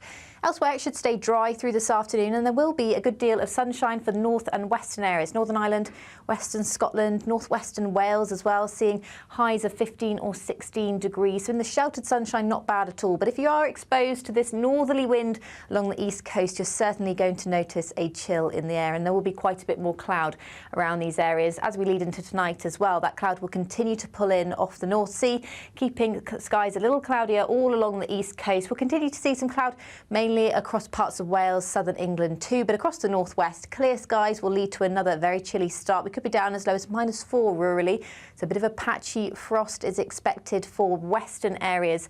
Throughout Wednesday, it will be a chilly start, but quite a bright start. There'll be more in the way of sunshine. Still, much of the sunshine will be restricted to western areas of the country and the far north, while the east still have this onshore wind, bringing in more in the way of cloud and the risk of showers and that chillier feel. So temperatures closer to 8 or 9 in the east and closer to 15 in the west. That warm feeling inside from Boxed Boilers, sponsors of weather on GB News.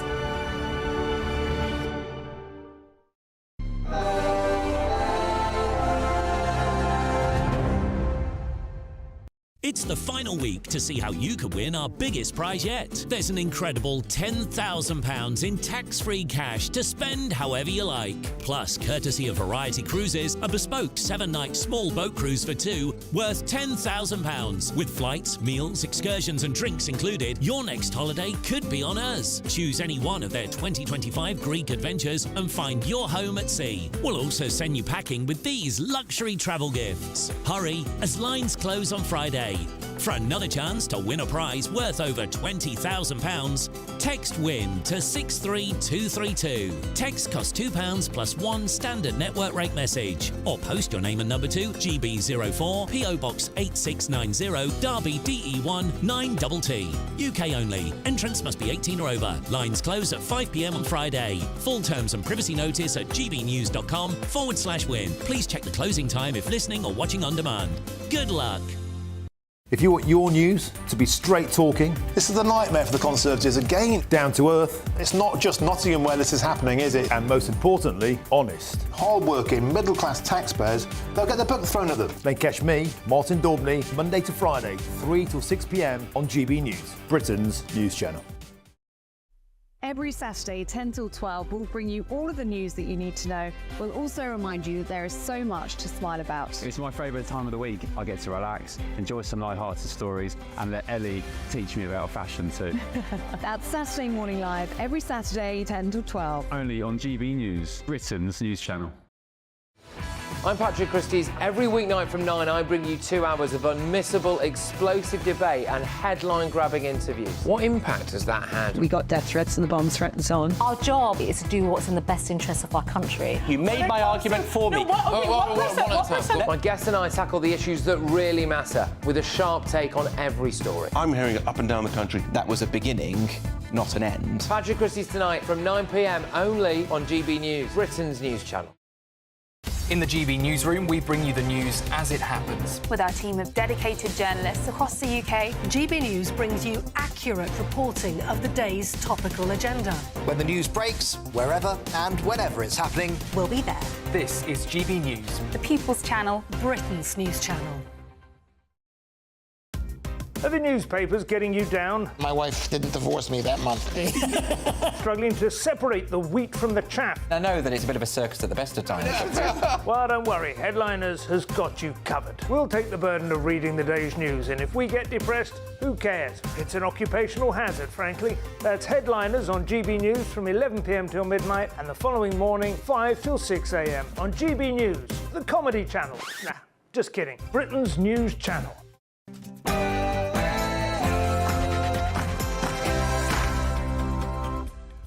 Morning, 11 a.m. on Tuesday, the 23rd of April. This is Britain's News on GB News with Andrew Pearce. That's Carol Malone. And victory for Rishi as his Rwanda bill finally passes through Parliament. But will these flights ever get off the ground? Channel migrant deaths. 5 migrants died trying to cross the Channel this morning, just hours after the Rwanda bill passed through Parliament. And happy St George's Day. Red Crosses will fly high as crowds gather across England to celebrate their patron saint. We'll be live from a knees up in Dartford. Yes, good morning and happy St George's Day. We're here celebrating as the clock is ticking now to the big St George's Day parade here in town, where people, and lots of children as well, are going to be celebrating our patron saint of England. And why not? Yeah, the bunting is flying high outside on the high street, and we're expecting 700 children from 24 schools to be parading behind a large model of St George on his dragon. It's going to be a wonderful sight. Fabulous, and quite right too. Trump on trial, the president, the porn star and the payments. Donald Trump's hush money trial against Stormy Daniels begins with allegations he tried to corrupt the 2016 election.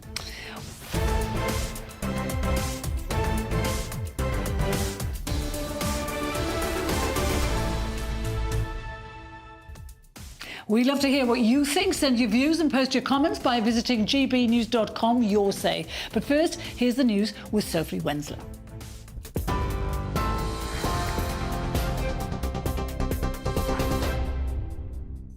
Thanks, Carol. Good morning. It's 1 minute past 11. I'm Sophia Wensler in the GB Newsroom. Some more developing news coming from the English Channel this morning.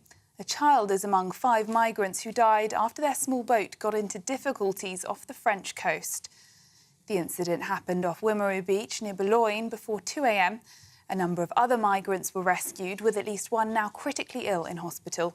GB News can also reveal that another 3 small boats launched from an area on the site this morning.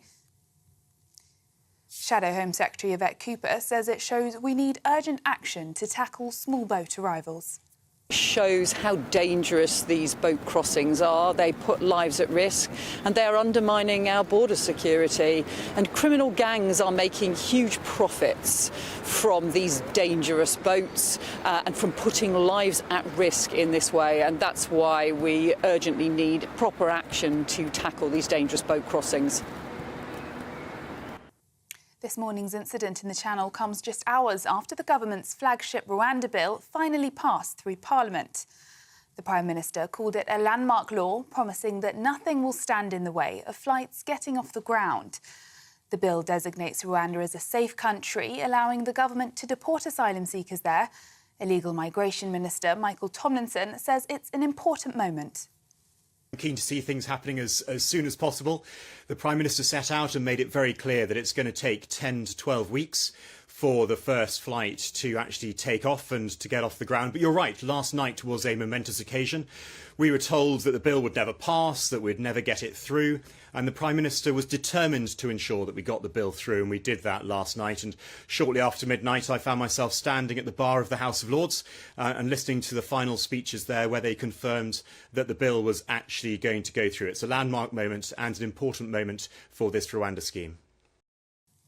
Meanwhile, the Home Secretary is echoing those comments as he prepares to discuss illegal migration with his Italian counterpart. Today is a landmark moment in our plan to stop the boats. The Safety of Rwanda bill has... James Cleverly says Italy is one of Britain's most crucial partners in tackling the shared challenge as he prepares to discuss efforts to stem illegal arrivals from North Africa. He'll also become Britain's first government minister to visit Lampedusa, where around 110,000 migrants landed last year. Now, the Prime Minister will announce Britain's largest ever package of aid for Ukraine as he travels to Berlin and Warsaw. The £500 million pledge comes as the Prime Minister warns that Vladimir Putin will not stop at the Polish border if his assault on Ukraine is not stopped. He says the funding is essential for the defence of Britain and all of Europe against the Russian president's brutal ambitions.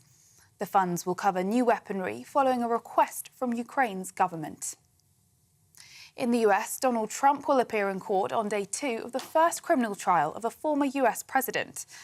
The court has already heard prosecutors claim the former president orchestrated a criminal conspiracy to corrupt the 2016 election. They also allege that payments made to an adult film star, so-called hush money, were in breach of the law. Donald Trump denies any wrongdoing. The case could complicate Mr. Trump's path to an election rematch against President Biden.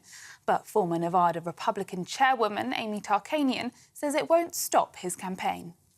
He's still campaigning, you better believe it. And even though he has a gag order, which he has a tough time following, he, from what I understand, behaved today inside the courtroom. But as soon as he stepped outside the courtroom, he had addressed to the media and continued to open his mouth and complain once again. And Britain's roads are in a miserable state of disrepair. That's according to the RAC. The company's head of policy, Simon Williams, says breakdowns rose by 9% in the last year due to large numbers of potholes. It's led to more than 27,000 call-outs in the year to the end of March.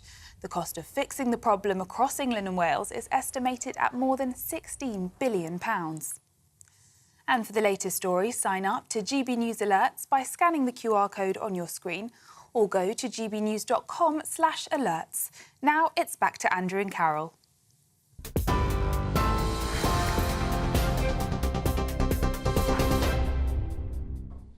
It's 11:06 with Britain's News on GB News with Andrew Pearce and Carol Malone. Some more developing news from the English Channel this morning. A child is among the 5 migrants who died after their small boat got into difficulties off the French coast. Our Home and Security Editor Mark White has the latest. Mark. Well, indeed, this has come just hours, really, after that Rwanda bill passed in Parliament, with a number of boats, we're told, that pushed off from a beach at Wimereux, which is just north of Boulogne. This was in the early hours of this morning. Now, the boats got into difficulty. One is believed to have stranded on a sandbank for a while. It managed to free itself, and then at some point the boat capsized. There was some kind of movement on board. There are reports that a young child, a young girl, may have been trampled to death in the panic on board this boat as well. And 4 others, 3 men and a woman, also died. Those who were rescued were taken ashore, a number of those taken to hospital. But despite this tragedy, still the boats keep coming. Another 5 small boats pushed off early this morning, but 4 are still in the water. 1 has had to turn back. Of those 4 that are in the water, 2 have now reached UK waters, which means, of course, as is routine, they're picked up by Border Force vessels and returned to Dover. We're told that the Border Force vessel Defender has picked up those on board one of those small boats, probably around 50 or so. That's usually the average number on a boat. Another boat has just made it into UK waters, so you're looking already at about 100 who have crossed so far today. The other 2 boats cross as well. We could be looking at 200 today on the day after this Rwanda bill passed in the Commons. All right, that's Mark White, our Home and Security Editor. The irony is, Carol, just hours after the bill was finally passed in Parliament at 12:15 this morning. Just a few hours later, that boat would have set off. And you know, we've had 6,225, I think, so far this year, and we're not even in the hot weather yet. We're going to have many, many more people coming. We really are. We're going to talk now to the Labour MP, Graham Stringer. Morning, Graham. Good morning to you. Morning. Can you, your reaction first? This is terrible news. This is now 14 migrants that we know of so far have died this year. They're just the ones we know about crossing the Channel.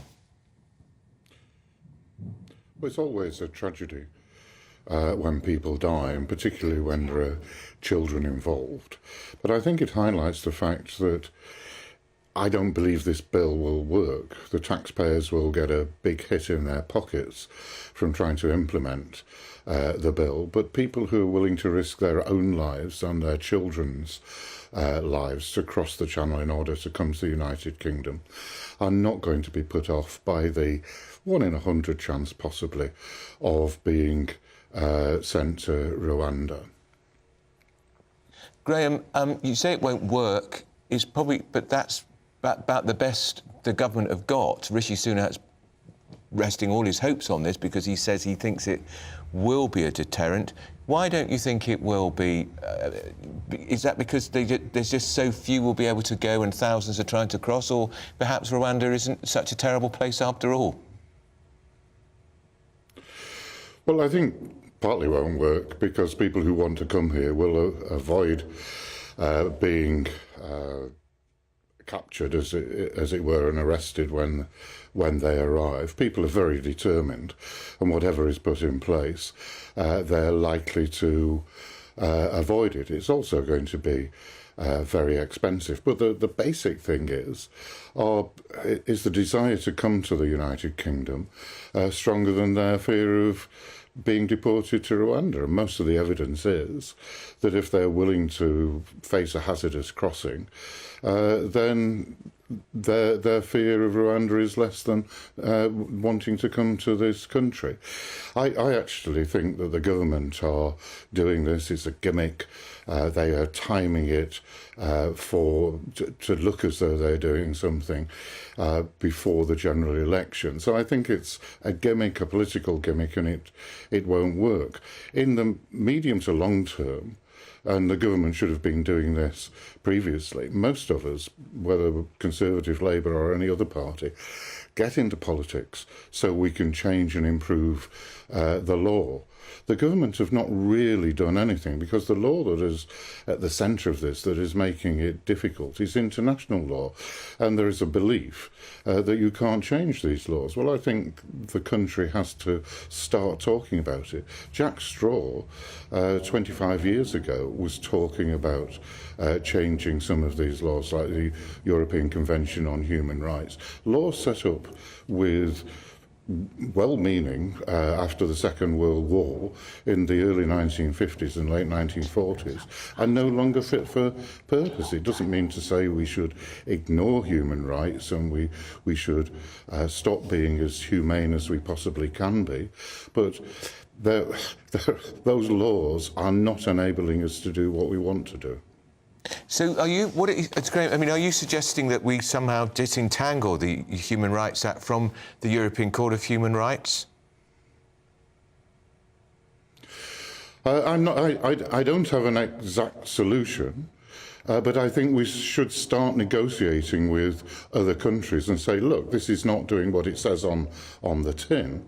We've gone from a situation after the Second World War, where there were huge numbers of refugees in Europe. Countries had failed the Jewish population in Germany and other countries. And so there were laws set up which said this shouldn't happen again. But that isn't what's happening now. People are coming from all over the world, many of them economic migrants, using very different criteria that weren't dreamt of in the early 1950s to claim asylum in this country. And I think that needs a fundamental look. Do I have in my pocket a solution? No, I don't, but I think we know it's not working, so we should try and change it. So are you saying that when Labour get in, that's what you'll do? You will change the Human Rights Act? Yes, I think we should start changing the Human Rights Act. It always sounds difficult because it's got such a great title. Who's against human rights? Nobody. But actually, when you look at the detail of it, it isn't really doing what it says on the tin. I don't think what some of the Conservatives are saying, that we should just unilaterally withdraw. I don't think that's the solution either. But we should be able to change laws that are not enabling us to do what we want to do as a country. But Labour are very fond of saying that the Rwanda bill won't work. Why don't you give it a chance to work? I mean, we've seen what's happened this morning, and you keep on saying it's not going to be a deterrent, but we don't know that because it hasn't been tested or tried yet. No, that's self-evidently true. I obviously don't know. There is a certain level of prediction in it, but taking a common-sense view of the risks involved and the desire, I don't believe it will work. Graham, we've been talking today on GB News about St George's Day. Are you a firm patriot? Your leader has been draped himself in the flag of St George's Day in a social media clip. He says Labour MPs should embrace the flag of St George. Is he right? Yes, in essence, yes. I've spent many, the 23rd of April at St George's Day luncheons, which I've enjoyed. One doesn't have any choice about where one is born, but I'm proud to be English, proud to be British, and enjoy celebrating a national symbol. Very good. Okay. All right, that's Graham String. He's the MP for Blackburn, Broughton and Greater Manchester. Always good to talk to you. Still to come, a story we're both interested in, Piers. More struggles for Meghan Markle as her podcast is pushed back. No, is it really? We'll be discussing that and more next.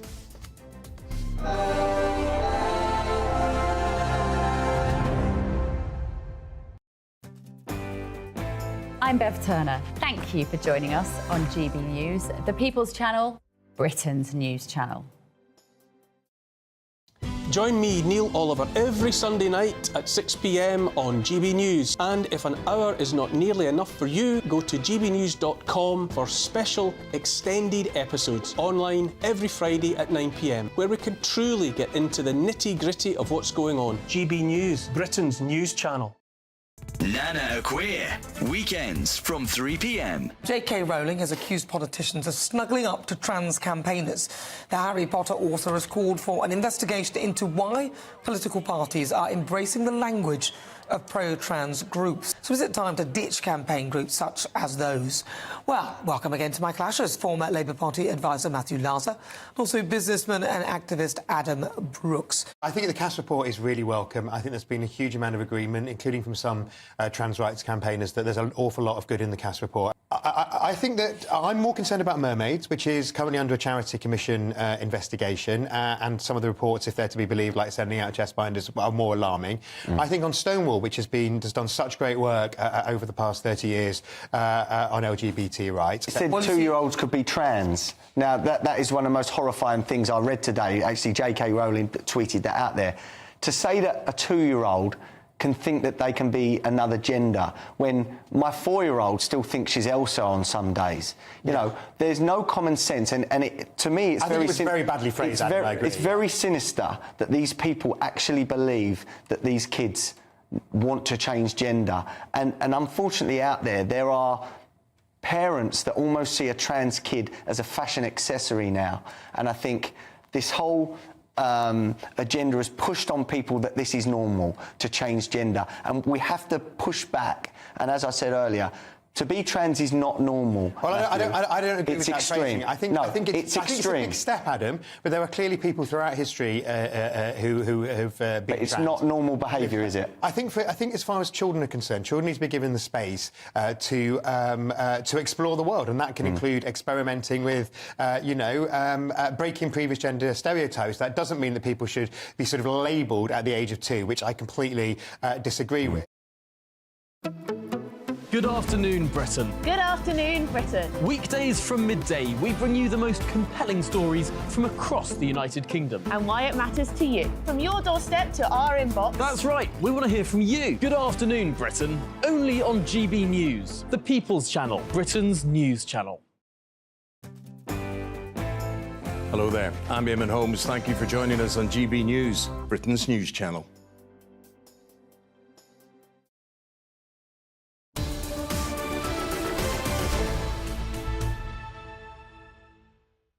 Oh, the time's 11:18 with Britain's News. We're on GB News with Andrew Pearce and Carol Mullin. The panel are back. It's good. Welcome. Colville Ranger, Lord Colville Ranger, and Nigel Nelson. And Nigel, you're going to start, aren't you? We're going to, Sir Mark Rowley, head of Met Police this morning, has defended that officer who accused that man of being openly Jewish, Gideon Falter, the other day. Yeah, but my instinct was that Mark Rowley's right on this one. Of course your instinct is. Well, look... we share so few instincts, Nigel. We do indeed. Yeah. Reason being is that what the officer was trying to do in an extremely clumsy way, which, hence the apology which was right, is to say to Gideon Falter, an unfortunate person, you know, he would have chosen the worst possible Jewish person probably in the country to be having an argument with, because obviously Gideon Falter is an activist with with a campaign against anti-Semitism. Anyway, what he was trying to do was say, look, this could kick off, this could be dangerous, I'm trying to actually protect you from any kind but hang on, in doing so, I'm going to insult your religion in trying to head off... Yes, I mean, the reason he said he was openly Jewish is because he was wearing a yarmulke, so it was obvious... He's entirely entitled to do. Of course he is. It's not a question of his entitlement or anything like that. And he was perfectly entitled to be there, perfectly entitled to cross the road if he wished, totally entitled to walk straight through that Palestinian protest. The point that the officer seemed to be making was that if you do that, I can't guarantee your safety. But why can't he? Because that's the point. Why can't the police guarantee the safety of Jewish people on London streets? If there's not enough officers on those marches, get more out there to protect Jewish people and all the rest of us. Or call the march off. Well, not call the march off, but, I mean, Carol's point about have more officers out there, absolutely. But you're dealing with a situation in real time where there weren't enough officers, where this sergeant wasn't sure he could actually guarantee Gideon's safety. You called it clumsy. I just want to say this to him. But you say it was clumsy. What was appalling? He allowed that Gideon Falter to be racially abused while he was speaking. I could hear people calling him Nazi scum. He didn't once remonstrate with those fanatics, those anti-Semites, and say, that's a hate crime. You're arrested. He let them carry on. Again, you're back into the same situation about were there enough police there to do that particular job? That would be an arrestable offence, and I think that's absolutely right. But in the situation he was presented with, and you know, all we've seen is that video, which Mark Rowley says is not quite the full story. Yeah, well, they always say that. This is placating. It may or may not be. This is placating agitators. This is placating people who are likely to hate crimes, calling people Nazi and scum. Yes, I think the real challenge here is we're continuously being told that these marches are safe, that they're peaceful. Then why is there this worry? Why was this officer so concerned about the safety of this individual? So that's the first part of it, the safety issue. Secondly, the openly Jewish point. We can say it's clumsy, Nigel, but police have been now involved in the situation for months and months and months. There is no reason to be clumsy in dealing with the situation. It's not the first time, it's not the second time. Yes, Gideon himself is a bit of an agitator. He obviously... He's allowed to be. He's allowed to be. But the police should now be able to handle this situation. You know, where does it stop? Does it stop, well, I'm openly Sikh, or you're openly black, or you're openly this, you're openly that? You cannot be having that kind of culture within the Met Police. Can you imagine anyone saying that to you? You are being openly Sikh. They would be outraged. Exactly. I can't imagine it. If it did happen, there would be outrage. Or to a Muslim woman wearing... anyone. You know, a hijab, or to a guy wearing a... Look, on this day where we are celebrating St George's Day and everything that is great about England and being in this country, one of the great things is our freedoms that we have here. We acknowledge everyone. We have an inclusive country. We all respect each other. We can't have our police, who police with our consent, being clumsy in this kind of environment. Isn't public safety more important? No, but public safety is important. Is the principle you can't have a turban or a skull cap being provocative, being seen as provocative. And the people who see it as provocative have to be arrested, Nigel, not the people who are wearing... I agree with you, but within the circumstance that sergeant was operating... But that means you always placate the agitators. That means innocent people Yeah, the only people who broke the law were the ones abusing Julian Paul's while the police officer was talking to him, and nothing was done to them. Yes. He carried on saying, move away or I might have to arrest you. That was wrong. And we know that is wrong, which is why the Met Police... That's incompetent in it, and the Metropolitan Police Commissioner has embraced it. Well, but the Met then apologised, and the apology was probably the worst part of it, because that completely wrecked any chance that they had. But when it comes down to what I'm thinking about the officer at the time and what was going through his head and what you would then do. I agree with you, Nigel, but let's take it away from the officer. It's the organisation. Yes. Okay, the act of dealing with the situation, the act of then responding to it. You talk about context. This is a constant context. This isn't a surprising one-off incident. This is happening every weekend. So I can't accept when you say, well, in this context. This is the context that they're dealing with. They need to deal with it better. Well, it may well be they need more police officers out there. But in this particular case, there weren't enough people around to go and deal with a situation that might have kicked off. If they can't deal with it, then they have to say to the Home Secretary, we have to call these marches off. Yes, they have the power, and they should do that. Yeah. Okay. If they're not safe, that's the point. We've got to move on now to something much less serious. Meghan Markle's podcast. Are you saying shit that's not serious, Meghan Markle's podcast? What are you suggesting? I think I might be saying that. I mean, really? It's been pushed back as her company struggles to get started. Go on, Nigel, take that away. Yeah, what has happened here is that Meghan Markle was going to get a podcast out, and she's instead going to be concentrating on her Netflix series. That Netflix is that about making strawberry jam? Yeah. Yes, it seems to be. Well, it'll involve cooking, gardening, entertaining, and friendship. Whatever actually. What does she know about the latter? Well, I'm curious about. It doesn't sound like a terribly exciting. Or the other two. Cooking. A terribly exciting TV series, one way or another. I thought she was a radical feminist. Well, Meghan Markle. I think even feminists can cook. Yeah, but I don't think that's what you'd expect a radical feminist website programme to be about, cooking. That was a ridiculous thing you just said there, Piers. No, anyway, look, so why has it been pushed? So is it? What's the Netflix is taking over from the podcast? It's because they need the money. She's busy with that, and of course that they've still got the 100 million they had from Netflix. Right. And really, this is the last hurrah to see if they can make it actually work, which they haven't been up until now. This is to do with her private company, isn't it? This is her own company. I think there was peak Meghan and Harry when they arrived in California, and they're really struggling to get the content. Because, look, it's all about content. If you want to have people listening to your podcast, the clicks, you've got to have something interesting to say. And originally it was, well, they were royals and there was something going on with the royals. Now it's jam. Now it's jam tomorrow. Which isn't it? Jam tomorrow or gardening. I've been doing it for years. How many pots of jam do you think she's going to have to make to pay for all Harry's legal expenses? I know. Quite a lot. Is the point really, Colville, that unless they're bitching about the royal family, there's no way they can monetize? I think the monetisation of the family, criticism of the family, Harry's pain at what's been going on. You know, but there was only going to be so much road that they're going to have with this. Where do they go? And they have to define themselves for the future. What are they now in this Hollywood world? And it seems like there's some brand, Riviera, something and that's a very crowded market. Yeah. You know, there are many people doing this. Isn't it? That's the truth, isn't it, Nigel? We're only interested in what they've got to say about the royals. I think so, yeah. I mean, the whole thing is that if you're offering them 100 million quid to go and do something, what you want to hear is some dirt on the royal family, what goes on inside the royal family, what happens. And I think Colby is right, that they came to the end of the road on that one. That having done what they did, having Harry done the book...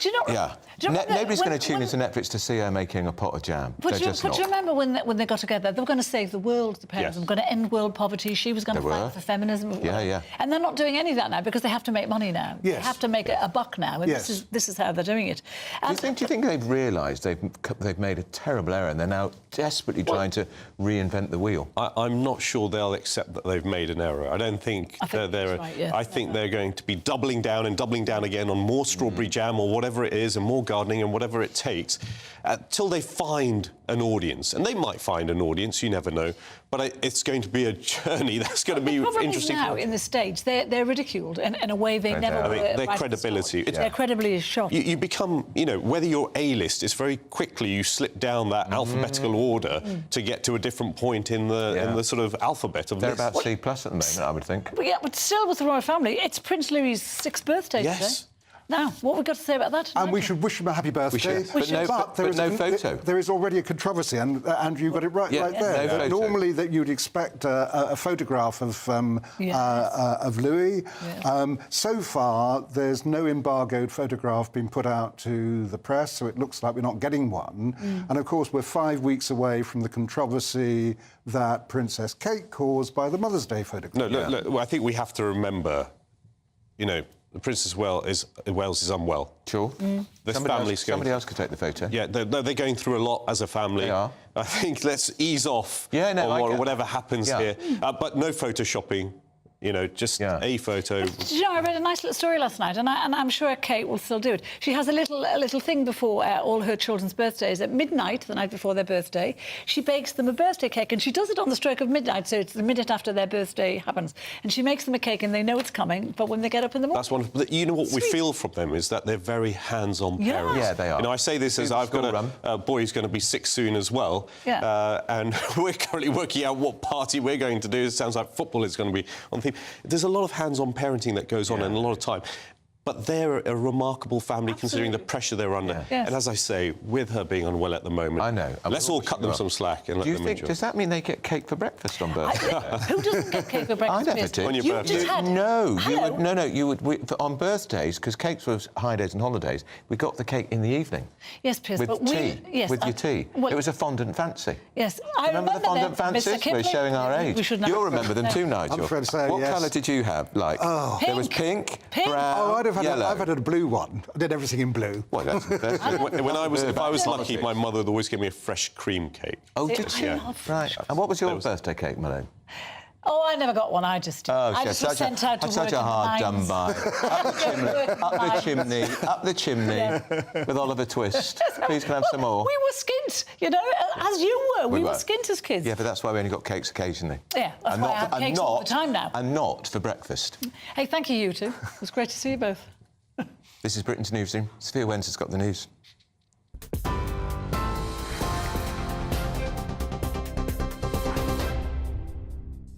Andrew, thank you. It's 11:30. I'm Sophia Wensler in the GB Newsroom. Now, a child is among 5 migrants who've died trying to cross the English Channel after their small boat got into difficulties off the French coast. The incident happened off Wimereux Beach near Boulogne just before 2 a.m. A number of other migrants were rescued, with at least one now critically ill in hospital. GB News can also reveal that other 3 small boats launched from an area near the site this morning. Latest figures show the number of migrants crossing the Channel has increased by 24% this year. This morning's incident comes just hours after the government's flagship Rwanda bill finally passed through Parliament. The Prime Minister called it a landmark law, promising that nothing will stand in the way of flights getting off the ground. The government expects charter planes to depart for Rwanda within 10 to 12 weeks, though ministers have conceded that numbers on board will be small. In other news, the Prime Minister will announce Britain's largest ever package of aid for Ukraine as he travels to Berlin and Warsaw. The £500 million pledge comes as Rishi Sunak warns that Vladimir Putin will not stop at the Polish border if his assault on Ukraine is allowed to continue. He says the funding is essential for Britain's defence against the Russian president's brutal ambitions. The funds will cover new weaponry following a request from Ukraine's government. And Britain's roads are in miserable state of disrepair. That's according to the RAC. The company says breakdowns rose by 9% in the last year due to large numbers of potholes. It's led to more than 27,000 call-outs in the year to the end of March.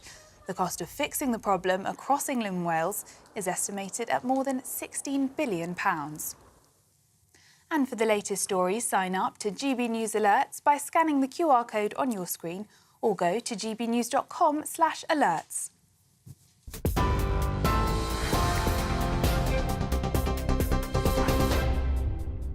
Cheers Britannia Wine Club. proudly sponsors the GB News Financial Report. And here's a quick snapshot of today's markets. The pound will buy you $1.2362 and €1.1595. The price of gold is £1,860 and 64 pence per ounce. And the FTSE 100's at 8,060 points. Cheers Britannia Wine Club proudly sponsors the GB News Financial Report. Well, up at noon, it's Good Afternoon Britain, of course, with Tom and Pip. Hello, you two. Hello. Hello. I just noticed that stock market, I think that is just an all-time record high. It's interesting, though, because the American S&P 500 has been having a bit of a tough time in the last few weeks. But clearly in Britain, something might be going... Why don't these ministers talk it up? We were talking to the export minister, Lord Opperton, who said there was a poll last week showing the Tories aren't trusted on even Brexit anymore. Why don't they sing up from the rafters when there's something good to talk about? There is some good economic news. And, of course, inflation now, as well, is lower in the UK than it was in the United States. Yeah. But we don't hear so much about that, perhaps because the government prefers to talk about votes that it can barely win. 8 minutes past midnight last night, the House of Lords finally relented. I know you've been talking about it. We've got our very own Catherine Forster, who's been travelling with the Prime Minister over to Poland. We're going to be speaking to her in the programme to see what the Prime Minister has to say about all of that debacle, but also, frankly, what's this 10 to 12 weeks about? Why do we have to wait so long? Why hasn't more been organised? Yeah, why don't you just get the planes up now?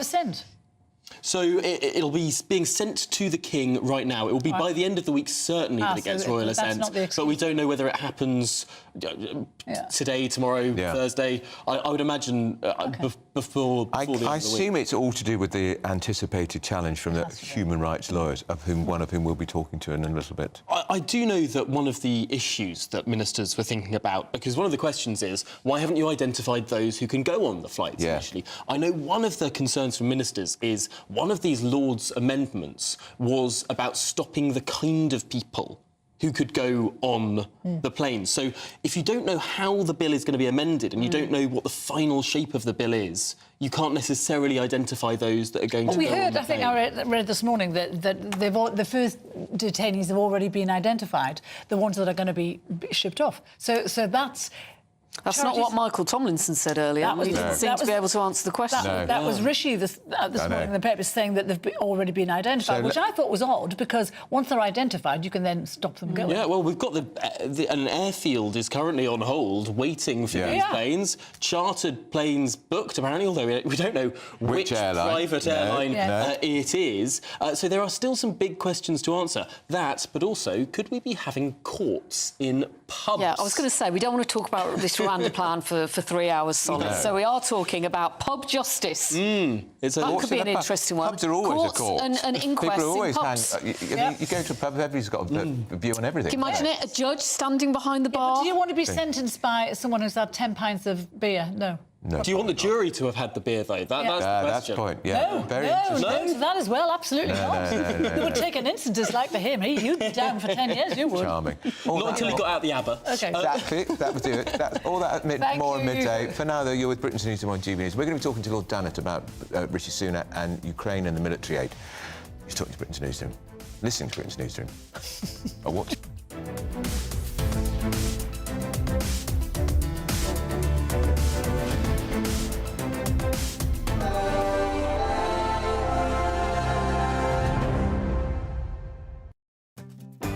I'm Isabel Webster. Thanks for joining us on GB News, Britain's news channel.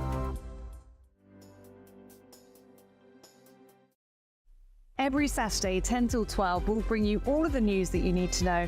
We'll also remind you that there is so much to smile about. It's my favourite time of the week. I get to relax, enjoy some light-hearted stories, and let Ellie teach me about fashion too.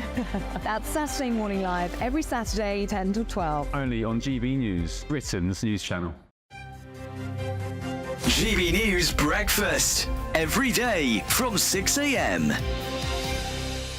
The Princess of Wales is now officially the most popular royal. This is a YouGov poll that found that over 75% of people have a positive view of Princess Catherine, with Prince William only slightly behind his wife at 73%.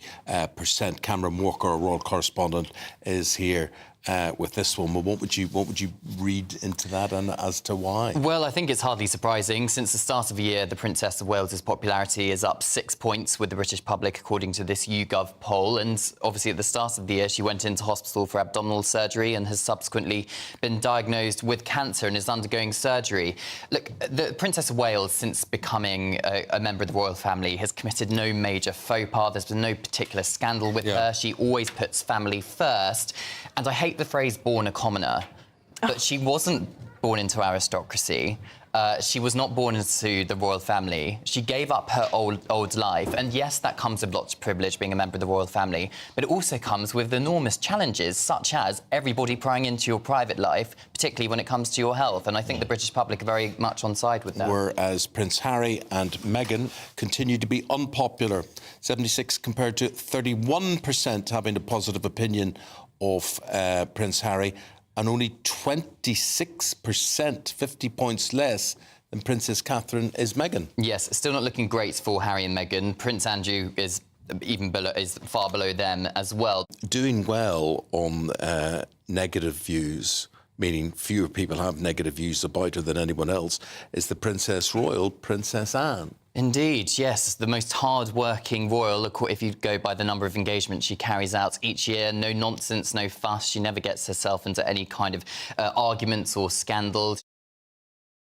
If you want your news to be straight talking... This is a nightmare for the Conservatives again. Down to earth. It's not just Nottingham where this is happening, is it? And most importantly, honest. Hard-working, middle-class taxpayers, they'll get their book thrown at them. Then catch me, Martin Daubney, Monday to Friday, 3 till 6 p.m. on GB News, Britain's news channel.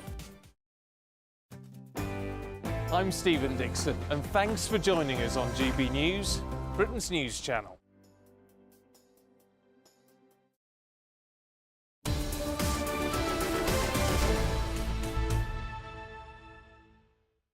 It's 11:39. You're with Britain's News and GB News. Andrew Pearson, Carol Malone. Well, we're sending a record package of military aid to Ukraine, £500 million boost for the war effort. The supplies will include some 400 vehicles, 1,600 munitions and 4 million rounds of ammunition. How big a threat is Vladimir Putin? Is this aid really necessary? We're delighted now to talk to General Lord Dannatt, the former head of the British Army. Lord Dannatt, good morning to you. Hello. The Prime Minister's on his way to Poland, a 2-day trip, and he's saying very pointedly that Putin may not stop at the border with Poland. Is he a significant threat if he wins this war in Ukraine to other countries? Andrew, most definitely he is. I mean, I think that's why supporting Ukraine, for the Ukrainians to blunt Putin and Russia's aggression, is really, really important. You can't believe a thing that Putin says about not having any further intentions. I was in Lithuania 2 or 3 weeks ago, where I can tell you that all those around the Baltic are extraordinarily worried about further aggression from Putin. So supporting Ukraine, and this package is really, really important. It's an important package, but of course it's a small package in comparison to the very large package that the US Congress is now by way of passing. But put all that together, this is important support to Ukraine, and that is vital in our European interests. Lord Dannatt, people would say, you say it's not a very big package. This year it's 3 billion, or it's going to be 3 billion. But a lot of people here at home might say, you know, we keep being told that our own services, our own military doesn't have enough equipment. But you think this is the right thing to do? It is the right thing to do, but Bev, also the point that you're getting at is also the right thing to do. We need to increase our defence spending overall, not just to support Ukraine, which, as I've already said, is very, very important, but also to make sure that the United Kingdom's armed forces are at a sufficient level of capability that we can play our role, a significant role, a major role, within NATO in Europe to deter further Russian aggression. Lord Dannatt, you said in a piece recently, I think you wrote for the Daily Mail, you said that the UK is now in the last chance saloon. What did you mean by that? Well, the last chance saloon is the place where we don't want to be for too long. We can get out of the last chance saloon if we increase our defence expenditure. There's a lot of talk. Jeremy Hunt in the spring budget talked about going to 2.5% of GDP when conditions allow. Keir Starmer and the Labour Party has said the same. And that's a start, but it's only a start. There's a strong case to say that we should be increasing from 2.2 through 2.5 to 3%. Now, that would be a significant increase in our defence budget to give us the aircraft, the ships, and particularly the land forces that we lack at the present moment, so that we can make a real contribution to deterring war. And this is the whole point. We don't want to be in the business of fighting a war. The costs of that are disastrous. You probably heard me say before, looking back to the 1930s. In 1935, we spent less than 3% of GDP on defence, and that didn't stop Hitler. But by 1939, it was 18%, and in 1940, it was 46%. That's the disastrous cost of fighting a war. What we need to do is pay the premium to deter war, and we're currently not paying it. Just briefly, Lord Janet, are we still a major military power? We have slipped back from being the significant military power that we were, but with this increased investment, we can get back to where we should be, which is the leading military power within NATO in Europe. All right, that's Lord Janet, who is the former head of the Army. We're going to talk now, moving on to the human rights lawyer, David Hay. We'll talk to him. He joins us now. David Hay, you're a human rights lawyer, so how much are you going to make out of this Rwanda bill when they try and get the flights in the air? Will they be beating a part of your door, the migrants, so they can't be deported? Good morning to you both. I mean, first of all, Andrew, I won't be doing any cases on this myself, but you're quite right in the suggestion that a lot of lawyers are going to be making a lot of money. I think it was always inevitable that this was going to pass. Now it's inevitable that it's going to end up in court battles in our domestic courts, but also after those in the international ones. And quite, as I said, a lot of lawyers will be rubbing their hands and perhaps ordering their Porsches because there's going to be a lot of legal battles now. David, Sunak attacked what he called lefty human rights lawyers. But surely what these lawyers are doing, they're encouraging people to make that crossing and risk their lives. I think you've got there are obviously some lawyers. We've seen some cases of lawyers coming forward where they have done the wrong thing and they've been found to have broken the law in doing things similar to what you suggested. But of course, at the end of the day as well, the majority of lawyers do just follow the law effectively and advise their clients on that. So you can't blame lawyers for everything. But we know that some of the lawyers are telling people to say what they need to say to get into this country, that they're tortured, that they've been victims of slave labour. That's wrong. It's breaking the law. That they shouldn't be doing that. It's breaking not just professional ethics, but it's breaking the law and it's putting people's lives at risk. So that is absolutely wrong. You're correct. Absolutely wrong. Can I just ask you finally, David, you've seen a lot of migrants and refugees. Are they all on legal aid?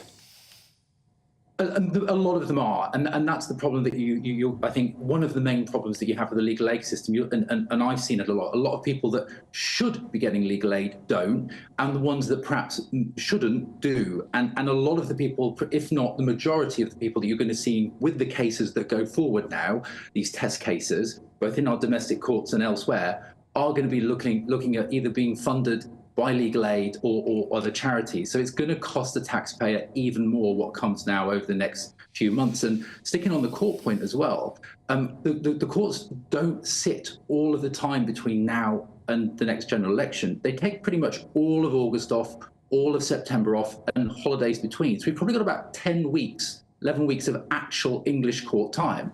So if that's stuck to, and these things aren't going through on an emergency basis, we've got a problem with the amount of cases that need to go through for this law to work. Fascinating. OK. All right, David, that's David Hay, the human rights lawyer. Now, still to come, it's St George's Day, and we're very happy about it. Yes, I'm very happy. Even though we don't think he did slay a dragon, St George. And he didn't ever come to England, which is a bit of a shame, but he would have liked it had he come. He would. You're with Britain's Newsroom on GB News.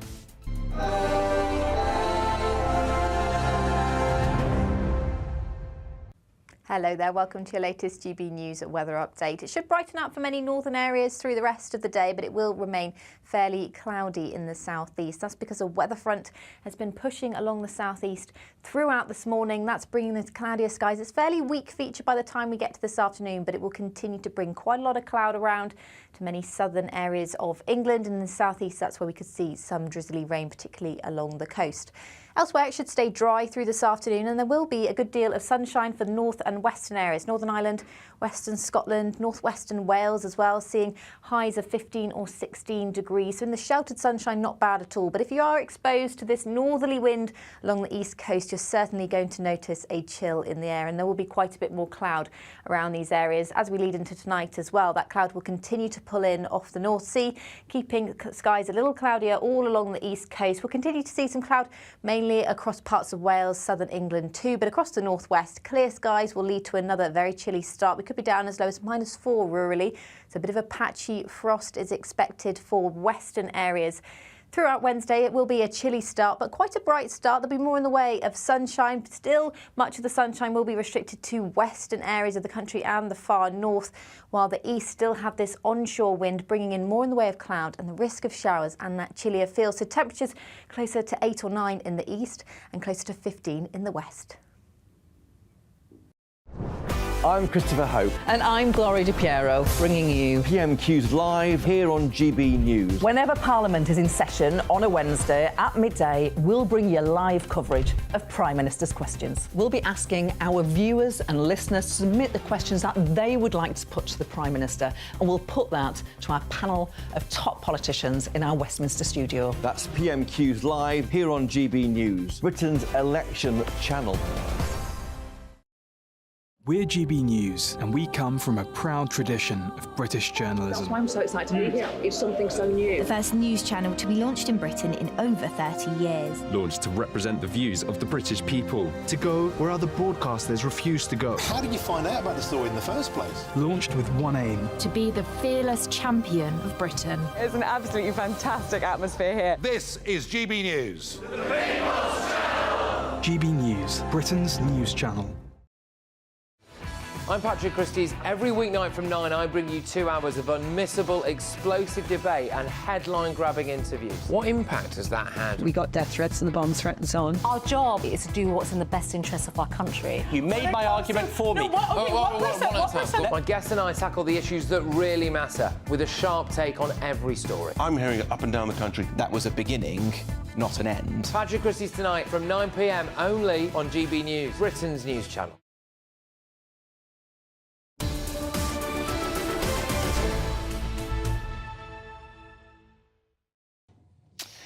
Happy St George's Day. Now, people across the country are gathering to celebrate our great patron saint. We're now joined by our East Midlands reporter, Will Hollis. Hi, Will. What's happening? Hello, yes, we're live from the Old Salutation. It has just this second started raining. The wind's coming in, but that's the perfect day to fly the St George's Cross and St George's Day. This is the Royal Society of St George in Radford, Nottingham. We've got Dave and we've got Rob. Just describe for me, why are you guys dressed up as knights here? Is this a permanent position? This happens every year on the 23rd, and we're very, very proud to be picked to lead the parade. Now the parade's finished for a bit, we always meet here, and all the lads and girls turn up. We have a good time here. And is this your own costume? Do you rent it, or is it always in your wardrobe? It's my own costume. My finds it and hangs it up in the wardrobe. Why are we here today, though? Why does St George's Day still matter here in Nottingham on the 23rd of April? Because we're very patriotic and we want to keep the identity of being English going as long as we can. And where do we think that identity is now? Are people still proud to be English? Are you proud to be English? Yeah, of course. Because we won't be dressed like this. But yeah, we're very proud to be English. Everyone here, we're going to be celebrating in the pub all day in the Old Sal, as you just mentioned. So yeah, we'll be having a great time. And what do you want people who maybe don't think that St George's Day is a good idea, aren't proud to be English, what do you want them to know about these kinds of events and why you do them? Please come down and just enjoy the day. I'm sure you'll enjoy it. There's no trouble. You know, we're proud people. We're Nottingham mainly, but there's lots of visitors.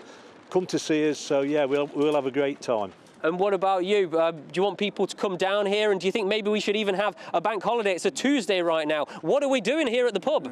Bank holiday, that's the next agenda for us, that. It's got to be done. Everybody else gets a bank holiday for their parents' sins here, but we don't. We love the Sal should have a parent day, put us all in that pub together, have a nice breakfast.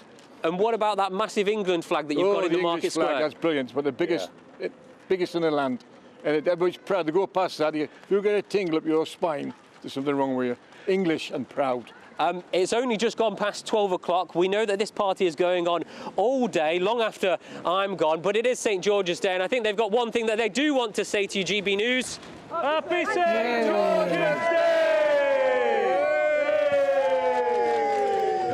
Very good. George in my heart, I pray. Keep St George in my heart, keep me English. Keep me English till my dying day. Very patriotic. Well done, Will. Well done, Will. I want to be there. I think St George's Day is a great thing. It should be a bank holiday and scrap the bank holiday on May Day, May the 1st, which is just some old commie thing. Why can't we have both? Because they're expensive, Malone. To who? It's not expensive to you. To employers.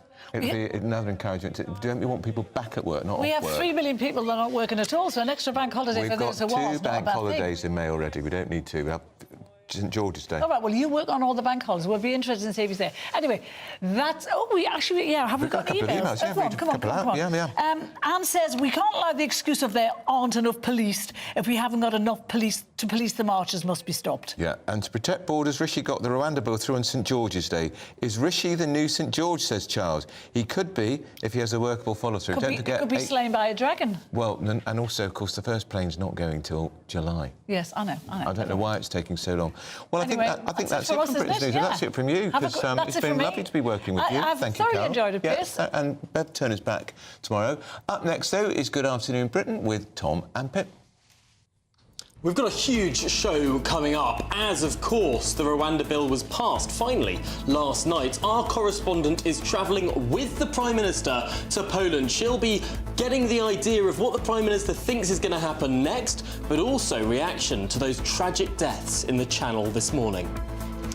We also want to know what you think about pub justice. Now, what is it? Well, it's this suggestion that to tackle the huge backlog in the courts, judges could sit in pubs, in public libraries. Coroner's inquests could take place there as well. What do you think about the idea? I'm thoroughly in favour. All that after your weather. A brighter outlook with Box Solar, sponsors of weather on GB News. Hello there, welcome to your latest GB News weather update. It should brighten up for many northern areas through the rest of the day, but it will remain fairly cloudy in the southeast. That's because a weather front has been pushing along the southeast throughout this morning. That's bringing the cloudier skies. It's a fairly weak feature by the time we get to this afternoon, but it will continue to bring quite a lot of cloud around to many southern areas of England. And in the southeast, that's where we could see some drizzly rain, particularly along the coast. Elsewhere, it should stay dry through this afternoon, and there will be a good deal of sunshine for north and western areas. Northern Ireland, western Scotland, northwestern Wales as well, seeing highs of 15 or 16 degrees. So in the sheltered sunshine, not bad at all. But if you are exposed to this northerly wind along the east coast, you're certainly going to notice a chill in the air, and there will be quite a bit more cloud around these areas as we lead into tonight as well. That cloud will continue to pull in off the North Sea, keeping skies a little cloudier all along the east coast. We'll continue to see some cloud mainly across parts of Wales, southern England too, but across the northwest, clear skies will lead to another very chilly start. We could be down as low as -4 rurally, so a bit of a patchy frost is expected for western areas. Throughout Wednesday, it will be a chilly start, but quite a bright start. There'll be more in the way of sunshine. Still, much of the sunshine will be restricted to western areas of the country and the far north, while the east still have this onshore wind, bringing in more in the way of cloud and the risk of showers and that chillier feel. So temperatures closer to 8 or 9 in the east and closer to 15 in the west. That warm feeling inside from Boxed Boilers, sponsors of weather on GB News.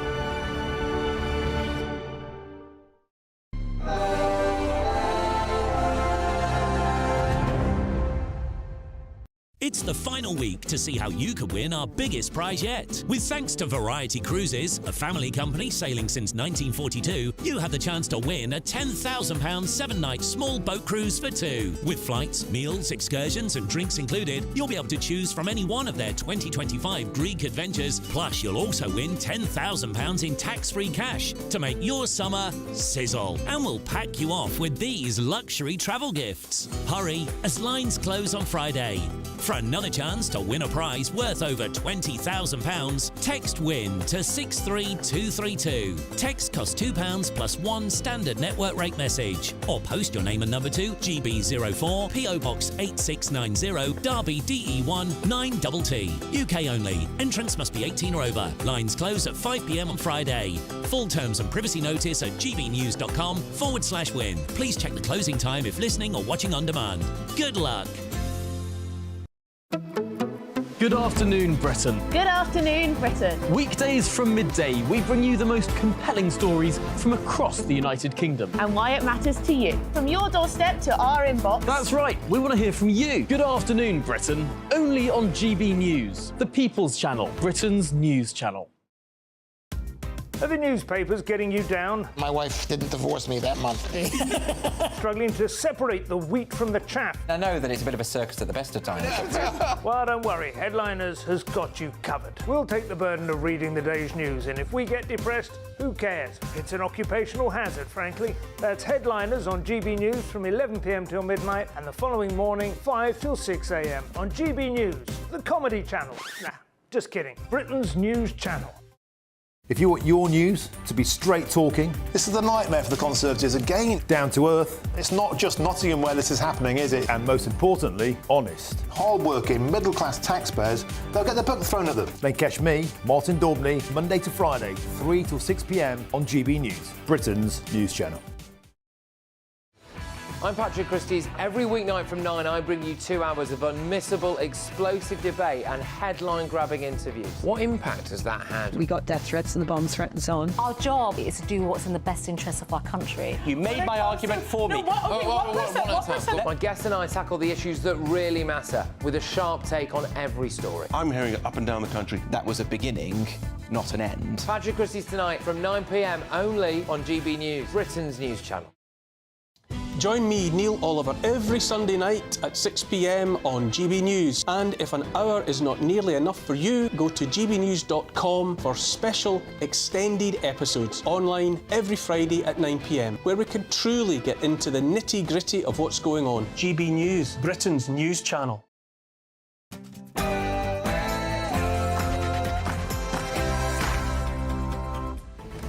Good afternoon, Britain. It's 12 o'clock on Monday, the 23rd of April. 5 people are dead attempting to cross the Channel to the UK just hours after Rishi Sunak's flagship Rwanda bill passed in Parliament. We'll have more on that, plus analysis on what happens next with the deportation flights to Kigali. The number of alcohol-specific deaths has reached a record high, driven by a high surge in the number of booze-related fatalities among middle-aged women. Experts say it's down to the pandemic. Also, happy St George's Day. Red crosses are flying high as crowds gather across England to celebrate their patron saint. But would you like it to be a bank holiday?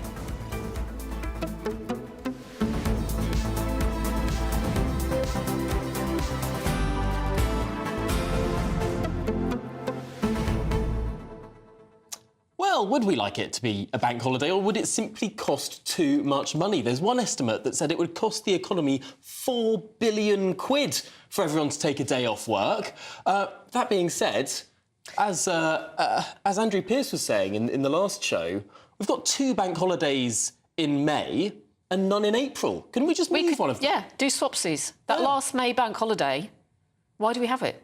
Yeah. If you did a direct swap, surely that would work. Although, interestingly, when I did a quick sort of straw poll amongst people this morning and you say, have you ever celebrated St George's Day? They go, no. No. You know, for many people, the day passes by without them almost acknowledging it. It's like because we haven't got that sort of focal point of celebration. I think so often for people, well, right across the United Kingdom, it's days like sort of royal jubilees. That's the difference. It feels like we have so much to celebrate, or those of us who are monarchists have so much to celebrate when it comes to the royal family, that, I don't know, St George's Day just doesn't figure. And yet, you know, St Patrick's Day, St David's Day. St Andrew's Day. Yeah. Yeah. I suppose that to some extent the English identity gets a little bit swallowed up in the rest of the UK, because obviously royal occasions are for the whole country. And so today is perhaps the only day that it is actually just for England. And also now, I think amongst some people, the word patriotic, to say you're patriotic, has these negative connotations for some people. Although not if you're in Nottingham, apparently. Clearly not if you're in Nottingham. With that enormous flag they have in there. They did a great sing-song for us. Goodness knows what they sound like when they've spent the afternoon in the pub and they sing it all over again. We'll try and bring you that. Absolutely. But, of course, are you English? And if you are, do you feel proud of your Englishness? Post your comments, of course. Visit gbnews.com/yoursay. We're going to get to Englishness, Rwanda and a little bit on pub courts, all after your news headlines.